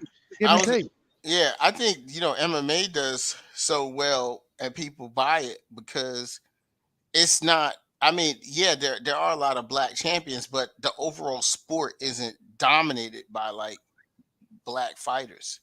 You know what I'm saying? Like normally, like if white people they're gonna go pay for shit, but if they see people like if you see a person like yourself dominating something, then you won't opt to pay for it. You follow what I'm saying? So when you watch and then the other thing is when you watch MMA, there's a lot higher probability of seeing an actual knockout. in There's a a fight. lot of action too. Yeah. And then they got good matchups. MMA has some really, if you follow the sport and you know who these guys are, they really, really got good matchmaking. You know what I'm saying? Not to mention they don't got no issues to where it's different promotional company issues or anything like that. So he says black fighters not dominated by boxing, not dominated by black fighters either. Yeah. What do you guys say about that? What I'm saying when I say dominated by black fighters, I'm just speaking in regards to like with the pay-per-views, right? Like if you look at like what's the difference with Canelo? Canelo's not black. Canelo can fight whatever competition he wants to fight, and then still sell 800,000, 600,000 to give him big money for it. You know what I'm saying? So my point is when I'm saying that is that there's bigger diversity in MMA where of good fighters or top champions where people will pay to see that a little bit more. That's just my personal opinion. Like the thing with the MMA, like the action is not as hard to follow for somebody that don't understand like the fight game. You know what I'm saying? Like it's a lot easier, you know, for like the everyday person to understand like, okay, they in the stand up, okay, they in the ground. And then there's more disciplines that you're dealing with in the MMA. Like you can get knocked out, you know what I'm saying? You can get choked out, you know, you can get put in a submission. That's all, you know, that's all relatively easy things for the average person to follow. Whereas in boxing, if you have a high level chess match, you know what I'm saying, and it's a very defensive match, like I was talking about Shakur Stevenson last night, and I'm not gonna say Cats was hating, but you know, people don't not everybody likes to see, you know, somebody that's got a high level IQ that's not just gonna let you hit them, you know what I'm saying, like easily, or that's not gonna take, you know, a lot of punishment. And you know, when it deals with that, that's when you start to get more in the lines of people that, you know, it's subjective. Like I'm not even gonna say just hardcore fans. It's just based on what you like to see, you know what I'm saying, as a fight fan. Like that's where that comes with the MMA versus boxing. And then when it comes back to Terrence Crawford, you know, I think he does very well fighting at home. You know, that's one thing, you know, if he could have did it again, that's one thing I would have liked to see him focused on, is because fighting at home. Because like when I see him go to Nebraska, man, it looked like every seat is filled up. You know what I'm saying? Yeah. So yeah, he's the king of Nebraska, bro. Yeah. But you got to also understand Nebraska don't have no professional sports teams either. No, they don't. No, that's true. That's true. You know, but like when it comes to, you know, when it comes to like what y'all were saying earlier, like with the streaming, you know, does it hurt the fighter? Does it not hurt the fighter? Like, you know, it's some fights that, you know, I'm not gonna lie, I'll buy. And I've done both, man. I've streamed it. I've waited immediately like for it to come on YouTube. But the only thing when it comes on YouTube, the angles aren't right. You know what I'm saying? So that's why, you know, if it's not a fighter that I like, you know, I'll like, I'm not gonna lie, I'll go ahead and stream it if I have the time or like the opportunity to do it. If it's a fighter that I support, or if it's a fight that I want to see. Nah, like I said, me and my brother, like, we'll go ahead and, you know what I'm saying, just buy the fight and put it on the big screen, you know, and be able to see everything. Like the only thing is, like, it was a cat I was talking to like the other day. I'm not big into software and all that, but they were saying something about coding, you know what I'm saying, for like these companies to get somebody that's like more professional with the business of coding in order to be able to stop like the piracy or whatever. But at the end of the day, you know, I'm gonna support the fighters I want to support, and you know, like that's how I roll with it, bro. Salute to that's a good take. And salute to J Rod's Level Up Boxing TV, and y'all go subscribe to my boy J Rod's Level Up Boxing TV. He just starting out. He says, I support what's worth it. This isn't just on the fans. That's where I'm getting at. We want to see fights, not pay for BS. We are the reason they're millionaires. It's them who need to come up with better business models. Yeah, man. Like, I agree with both points. Me personally, I agree with J Rod, and I agree with what Loyal to the Game had to say. I'm torn in the middle about it. Like, yeah, I agree. We the reason why these guys are millionaires, a lot of these other things. However, I see what Loyal to the Game was saying by streaming the fights, you kind of taking away from the fighters. This is why Keith Thurman did pretty bad against Barrios. This is why Luis Ortiz and Charles Martin tanked. You know what I'm saying? Because fans were streaming it, and that was a $40 pay-per-view. You know what I'm saying? So yeah, they got to do something else. You know what I'm saying? A good way to get fans attached, and they was on the right path with Keith Thurman when they was building him. He was fighting on TV. He said he wanted to fight on TV so soccer moms and everybody can know who he is. So when a big fight comes, they'll be invested in him, you know, emotionally and everything else, because they've been following his career. They've been seeing him fight consistently. They want to see him win. Let's see how he does on pay-per-view. Yeah, I go buy his pay-per-view. He's fighting a big fight. That's how you do it. But these guys were inactive. Let's just say that Al Haymon overpaid these guys, and they paid them so much. They paid a lot of the hunger away. So then you see guys like Keith Thurman, Errol Spence fighting like once or two times every 3 years. You know what I'm saying? So you couldn't even build them up. So now you playing catch up, and now you got to put them on pay-per-view every other fucking fight. You know what I'm saying? But instead of them staying active, putting them on to regular TV, building them up. You know what I'm saying? And where Bob and Arum went wrong with Crawford, he should have sold Crawford as a destroyer. They should have been promoting Crawford. They should have had all his fights on ESPN. You know what I'm saying? They shouldn't have put him in Postal. You know what I'm saying? They should have been all on ESPN.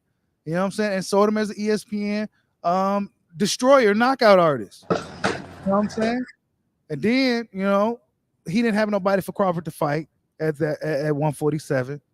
And that's when it really became a problem. But that's just my take on it. I agree with both points. You know what I'm saying? Us fans, we the bosses of boxing. You know what I'm saying? We the ones that, if it wasn't for the fans, they were really who they'd just be two dudes in the ring fighting. You know what I'm saying? So yeah.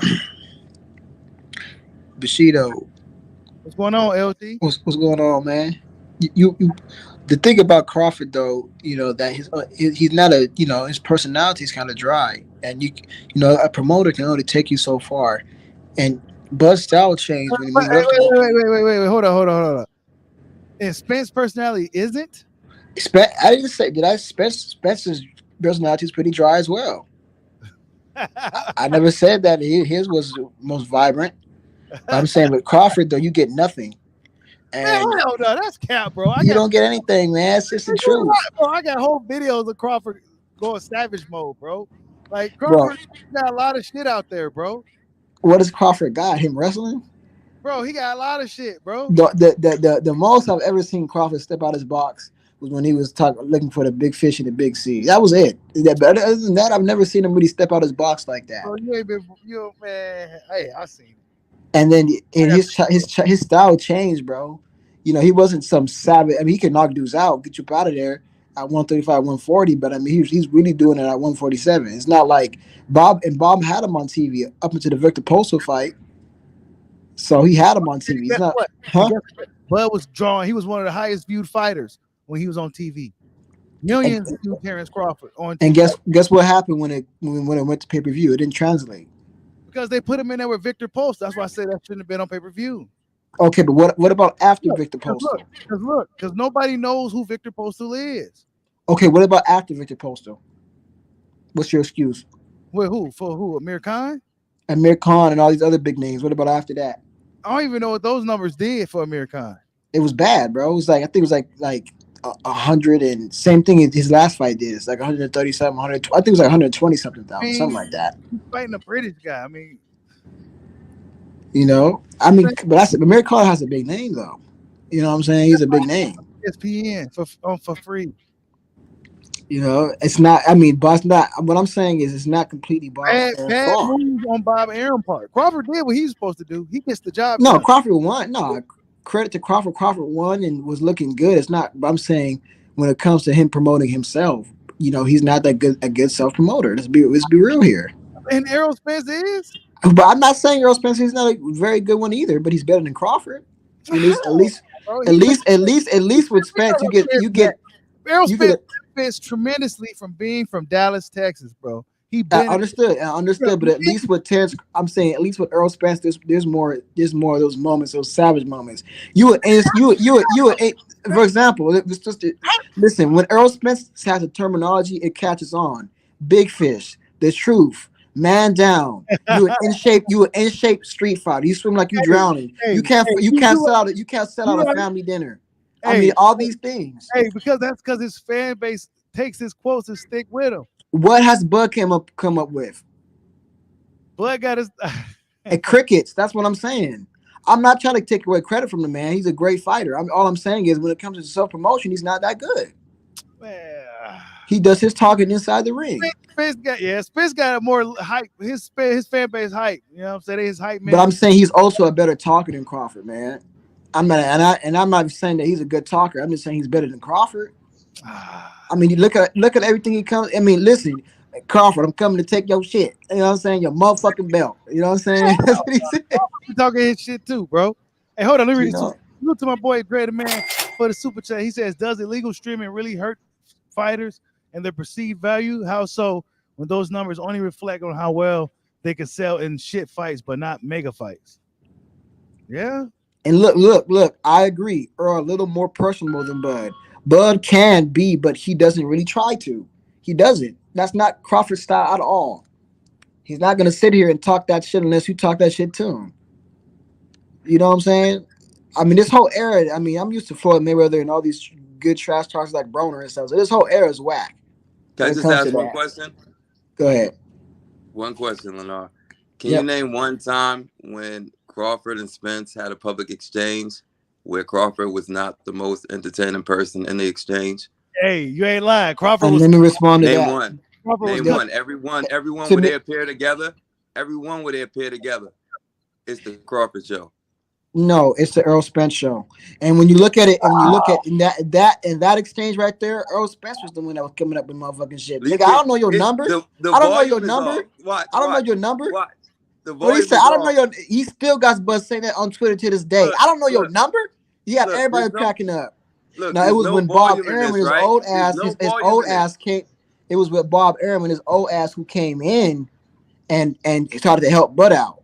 But when it was one-on-one, and remember who came up with the bet? Was it Earl or was it Bud? It was Earl. Earl said I bet money, and then Crawford upped the bet, but it was Earl who came up with it. I know you don't want me to finish. Even in the video right now that's silent, that's playing, you can see who's taking the lead. You can see it's split. You don't even need the volume. Look at what Bud's doing. You don't even need the volume. Look at what he's doing. He's talking more. He's running his mouth. Sure.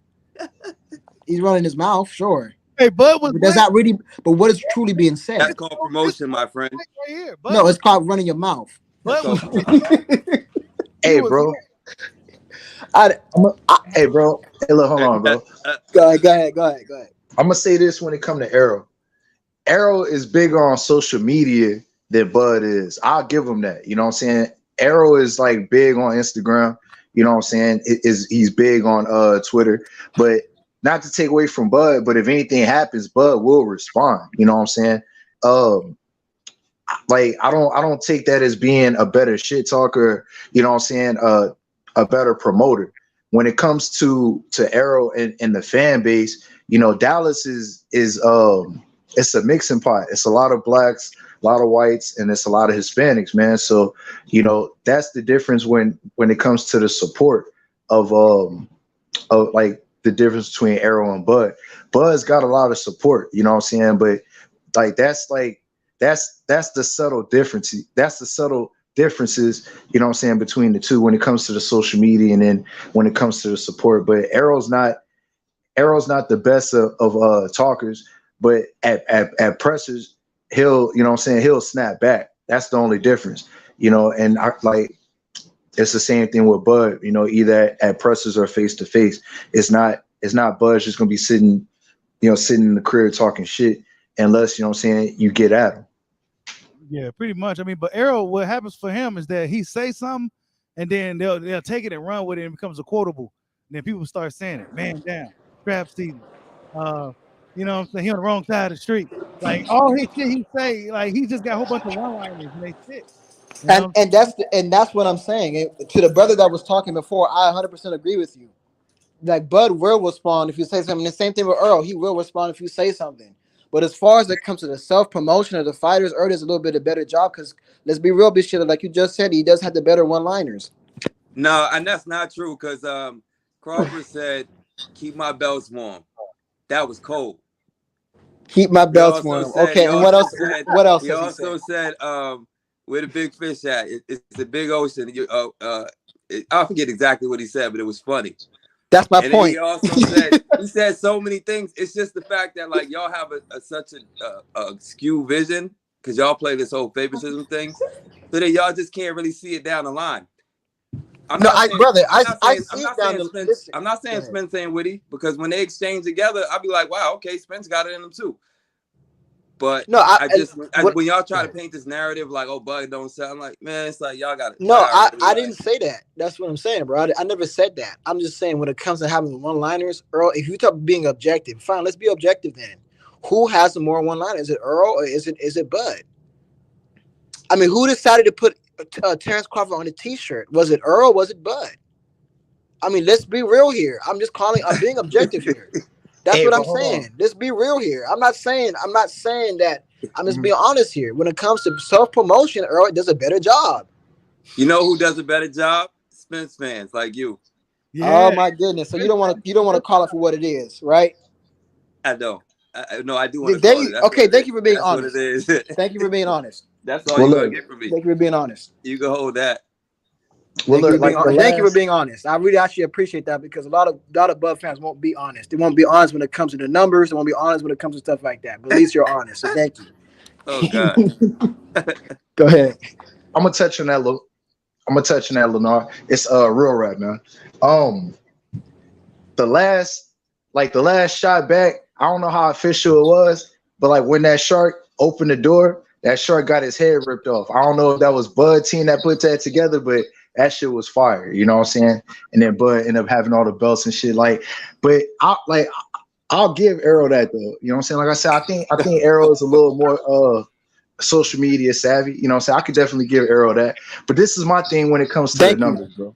Nah, look, bro, I'm objective, man. You know what I'm saying? Thank I you. rock with Arrow, I rock with Bud, but I just feel that Bud's gonna edge it out. You know what I'm saying? And we can That's talk fair, and about that shit. I understand that. Go ahead.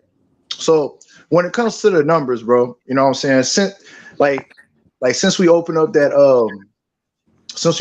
paradigm, like when it comes to the numbers, how can we substantiate what it really is versus who doesn't sell?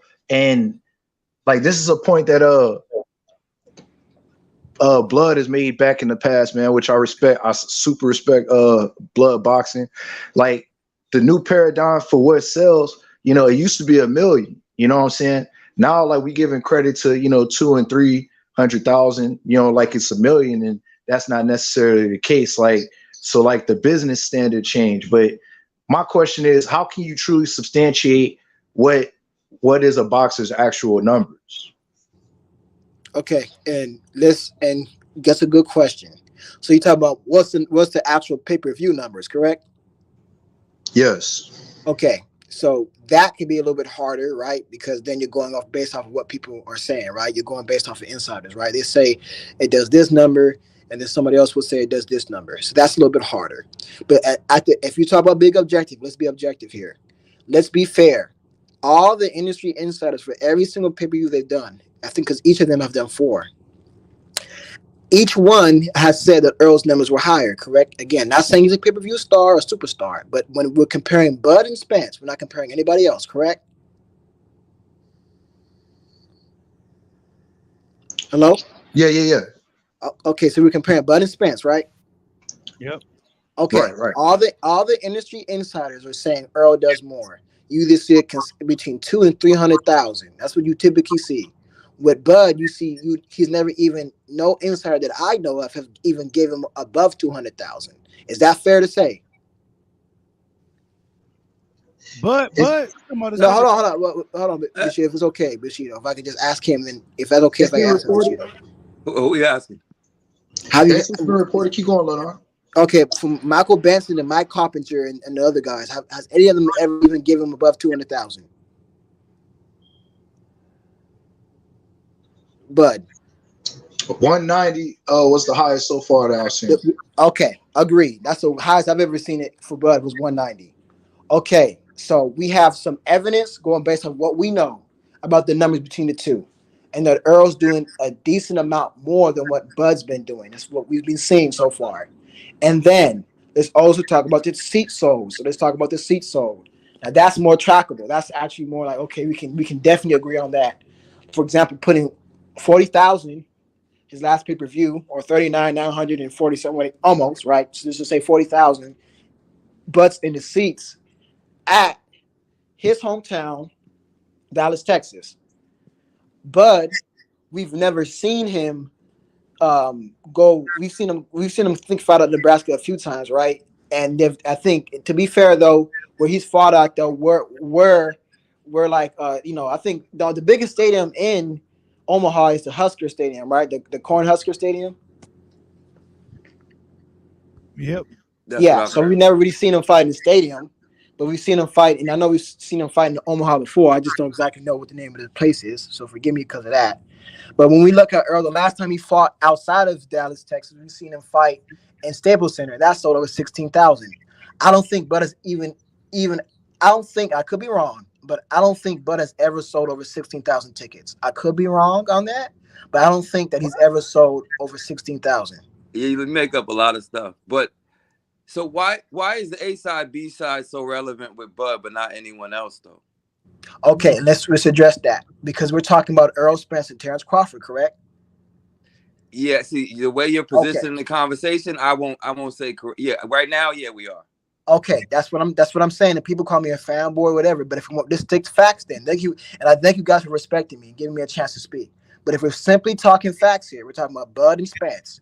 We're not talking about whether Spence is a superstar, he's a star. That could be another conversation. But if we're talking about Bud and Spence, we're looking at the numbers between the two. And we've seen that Earl's doing better numbers. Wait. No. What's up? Okay, wait. So we can talk about Bud and Spence. When you talk about A side, B side, we talk about a pattern, because it's not just about what he does. Because it's not adding up. If the fight can't be made unless unless Bud takes the B side, but previously with the last 3 fights, has that been the mandatory thing to determine the fight, or is that just with Bud? Are you talking about between Earl and his opponents? Yeah, Earl Porter, Earl Ugas, and now I forget who was it? Garcia was before that. Okay, so to address that, is that if we have somebody who's a clear A side, if they offer somebody who's not the A side an offer and they decide to do that, that's their prerogative, bro. But if we're going by case basis, whatever's fair that Earl demands, being the A side, again, nothing that's extreme like 90-10 or 80-20 or anything like that. But if he's demanding, like, for example, he's been saying a 60-40 split, that's more than fair between the two. So then how come the fans didn't come to the defense when and say, like, no one said anything about Ugas and what the split was? Nobody said anything. Okay, let's address that. Okay. I'm asking these questions, but I already know the answer, bro. Okay, all right. Because it's not consistent. Can I answer it? It's just not consistent. Okay, yeah. And I'm saying what you're saying is that's not true. It is consistent. Okay, because again, the Bud fans say that it was a 50-50 split, and no, it was not a 50-50 split. First of all, the guarantee was not 50-50. You saw Earl get, again, if you want to go by those numbers, you saw Earl get 1.5. You saw Ugas get $1 million, 1.2. So that there itself was not 50-50. So I don't know why they glance over that. And when it comes over to the pay-per-view side of things, it's what's so extreme, people don't understand, is that when you actually read it from that article that's allegedly giving the numbers, what it was is that Ugas only gets half of what Earl Spence makes up to.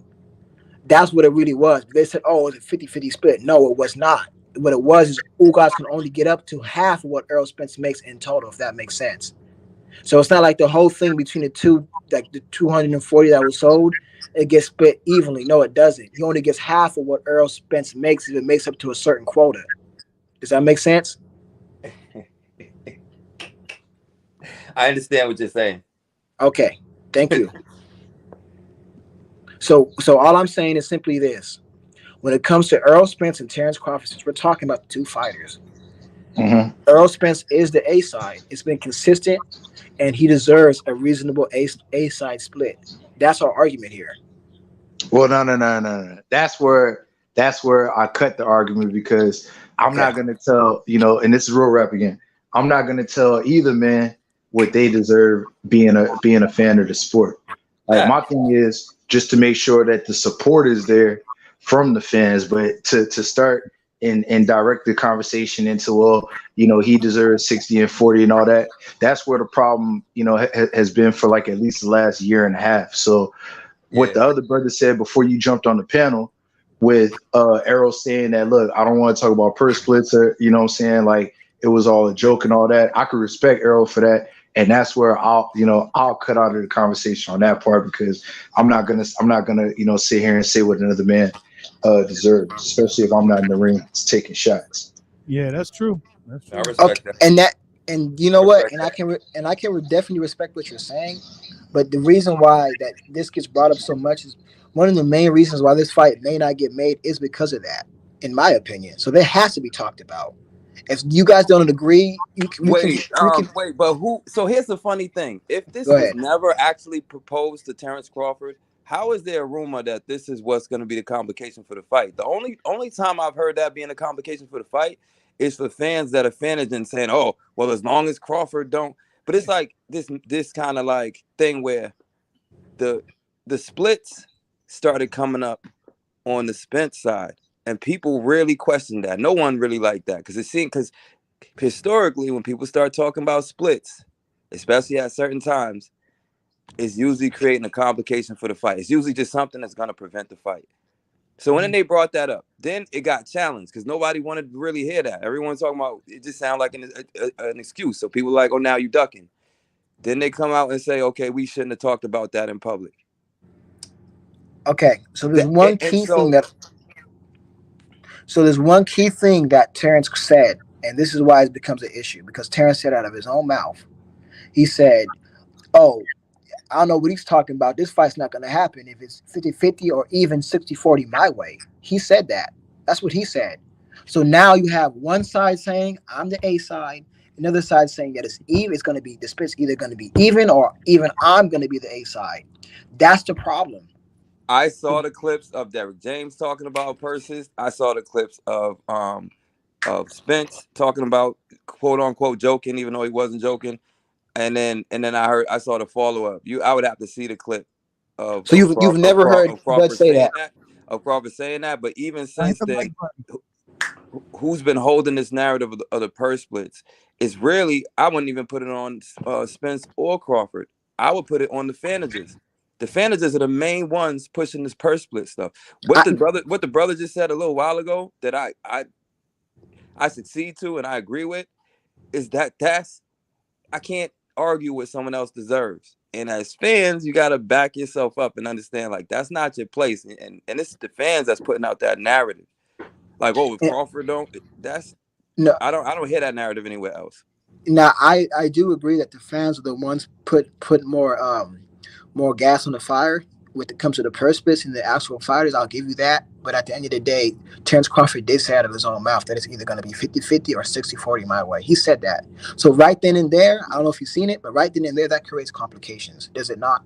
It don't make no complications. Y'all making it complications because y'all Yeah, keep bringing that in the middle when So it's not even it's not let me, even a relative okay, so preventative let me thing that's ask put. you, let Wait, me it's ask not you, even the thing that's preventing the fight right now. okay, so let It's me like ask an you a question. imaginary So thing. Like people saying that's what's gonna prevent the fight. The only reason it wouldn't happen is this. It's like y'all setting it up so that can happen. You I just don't, leave that I'm alone. not doing. How about everybody leave that alone? Stop trying to fanage and just try to push the part of the fight that can happen. And Like I just can, leave that and all off the table because it's not our business.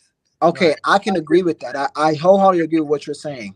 But at the end of the day, when these two sit down, do you think Earl Spence is going to say 50-50?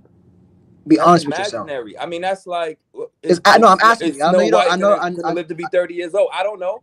So you I don't. don't know. So honestly, if you just being real, right, and just based on what you know about boxing and stuff, and That's imaginary. what I this wouldn't even saga go has there. been, what this saga has been, honestly, do you think this is going to start off with a 50-50 split between Earl and Terrence? Doing what you know in the division, who accomplished what in the division. Being optimistic, I actually hope it does, and I think it should. I don't see any reason why it shouldn't. You saying hope. I'm asking you, what do you think? Honestly, logically, not hope, but logically. Truthfully, I can only think what I know, and right now, I don't hear Crawford and Spence still talking about splits. I hear people like you talking about splits. Yeah, that's true. Crawford and Spence ain't talking about splits. That's facts. Hey, Bushido, can I ask you, bro? Like you've broken down like the fight before, but like, can I hear you side on like what would Bud need to do to minimize what Spence does? Well, Spence, he gonna have to first get rid of Spence's jab.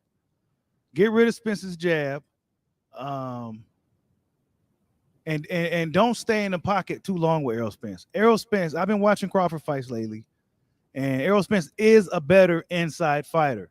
Crawford's good in spots, but he's not better than Spence. He needs to get in and out of there. He don't need to stay in the pocket with Spence, and make it a very complicated fight.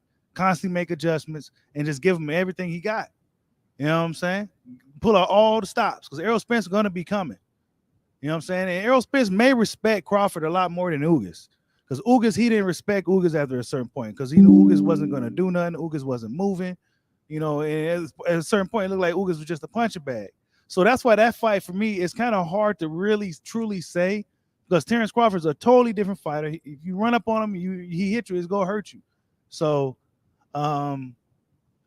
yeah, man, just neutralize Errol Spence's jab. Get rid of his jab. Crawford has a lot going for him. Don't get into a brawl with Errol Spence. Don't brawl with him, even though he could possibly win the exchanges because he's the quicker guy. But yeah, it's good. That's the way I see it, bro. For sure. Based off the Spence we just saw, you know what I'm saying? The shark version, the fish. Hey. And look, man, like the real sexuals, like that's why I told them, you know what I'm saying? Like from this point on, like it's no more excuses from either side, but it's no more excuses as far as, you know, like the man not being 100%. Because I seen an arrow that looked 100%. Now I was talking to a old school cat last night, and he had made a good point, bro. He was saying that a lot of times, like when it comes to Bud, you know. Like somebody else other than the old school cat had said Bud's legs aren't all the way there. And the point that he made is not that his legs aren't all the way there at 147. It's the fact that he's got to bring the fight to cats like Kavalauskas, cats like who else? When he fought Benavidez and anybody else that you could think that's more of a flat-footed fighter. Like he's had to bring the fight to them and on the verge of walking them down at 47. So with Spence, you know, being a come forward fighter, you know, I think we'll be able to see the full range of tools, you know what I'm saying, when it comes to Bud as far as that movement again. And I 100% agree with you. I do think Arrow is the better, you know, inside fighter as far as, you know, like the duration of the fight, but not to take anything away from Bud. I think Bud could definitely get some solid shots in because it's going to be openings there that other boxers weren't able to capitalize on that Bud to be able to capitalize. One thing though, Bud is really strong in the clinch. You know what I'm saying? I've been watching him. I mean, he's pushing guys back. You know what I'm saying? He's pushing them off of them. They can't really do nothing with him. You know what I'm saying? In the strength department. You know what I'm saying? So Errol Spence, he's gonna be in there with a guy that's strong, that can punch with both hands. So Errol Spence, while he has his advantages, Crawford also has his advantages. So yeah, I mean, it's a fucking great fight, bro. Really, it's just you really can't ask for not a better fight in this era of boxing. Really, that's facts, bro. And like my last point to land my plane, when it comes to Spence, you know, there was another cat I was talking to who tried to say that basically Bud had like a puncher's chance, and I was like, nah, man, Bud ain't got a puncher's chance, man. You know, Bud's got great skills. The thing with thing with Errol, you know, he also has great skills. It's that motor, man. You know what I'm saying? His motor is not to be denied, bro. Like, especially when it comes to, you know, his volume. He also has great punch placement when he's sharp. That's why I could respect that other cat that was on here, loyal to the game, because, you know, I was gonna ask him before he did. It's 2 times that I've seen with Bud, because I've also been going back to watch the fights. He had a year layoff in between his Ndongo fight, and then he had a year layoff when it came to Sean Porter. And nobody could say that Bud wasn't sharp in those 2 meetings. You know what I'm saying? Because he stayed in the gym all year round. Exactly. You know, when it comes to Errol's my last point. When it comes to Errol, you know, if it's not, you know, if Errol isn't as sharp, you know, as need be, you know, that's even more of a greater chance for Bud. But my thing in this fight, though, another interesting thing in this fight is both guys. Errol Spence has a hell of a motor on him, and Terrence Crawford seems to kind of turn it up on you at any time. Both guys can seem to turn it up, but I think it's going to come down to adjustments at the end of the day. I think. Oh, sorry, go ahead. It's going to come down to who can make the most adjustments. You know what I'm saying? And I think Crawford is the guy that's proven that can show that he can make adjustments. If the thing ain't going his way, he'll figure a way out. You know what I'm saying? He'll figure it out, and he'll eventually, you won't be able to do nothing with him. So that's what he's shown us. Errol Spence more of a bulldog. You know what I'm saying? He's more of a bulldog. He's going to beat you up. You know what I'm saying? Crawford is systematically dissect you to the point where you're not really doing nothing with him no more. So, yeah, it's a great fucking fight, man. I think this fight comes. Any closing thoughts? You're ready to close it out. So, what you any closing thoughts on this topic? I was saying, you know, it's a close fight. You know, pretty much like a pick'em fight, 50-50 fight. But the reason why I favor Earl is because of stylistically. I think just when it comes down to it, when it starts to get in the trenches, and both are fighting, Earl's inside game, his size and his strength, and Bud's willingness to trade with you and stand there and just trade with you, I think that would just be his downfall. That's why I favor Spence in this fight. I can't disagree with that. Bud is super duper competitive. That could be his downfall. That's exactly. That's why it's one of the main reasons why I picked Spence. I think that with somebody like Spence, he's going to make you fight. And we know how competitive Bud is by his nature. You know what I'm saying? And these type of close fights, you got to fight the fight that is best for you to win. You don't fight somebody else's fight. If Floyd fought Manny Pacquiao's fight during that fight, he would have lost, and vice versa. But no, Floyd fought his fight. That makes him successful. So I think that when it comes to staying disciplined in the ring, I think that you know, when it comes in the trenches, because it is going to become like that. I think that Bud's going to just trade with him and just fight Spence's fight because it's competitive nature. Anybody else got any closing thoughts? Nah, bro, that's pretty much it, man. Salute to you, bro. You know what I'm saying? I respect you grind, bro. You know what I'm saying? I respect the non-biased nature, you know what I'm saying? And I appreciate you opening up the panel, man. You know what I'm saying? You've been doing your thing, bro. Yeah, I appreciate you, man. I appreciate everybody, man, that stop in and, you know, show your boys some love and support. You know what I'm saying? You guys is the reason why I be grinding so hard. You know what I'm saying? So, yeah, just keep supporting me, and we're going to keep this train rolling. You know what I'm saying? I like to open the panel up and let everybody give their thoughts. I'm not about to sit here and like LT, guys be coming for LT. Like, why you let them on the panel? Because I let everybody come on here and give their thoughts. You know what I'm saying? I'm not one of these guys got an ego and sit here and argue with LT and belittle him and do all that just to, you know, I'm not going to do that. Let him say what he got to say. You know what I'm saying? So, you know, that's just what it is, man. But yeah, man, appreciate everybody for stopping in. You know, hit that like button for your boy. And we go see what happens next week with Shakur Stevenson, Oscar Valdez, and whatever else happens in boxing. Like, subscribe, holla at your boy. Peace out.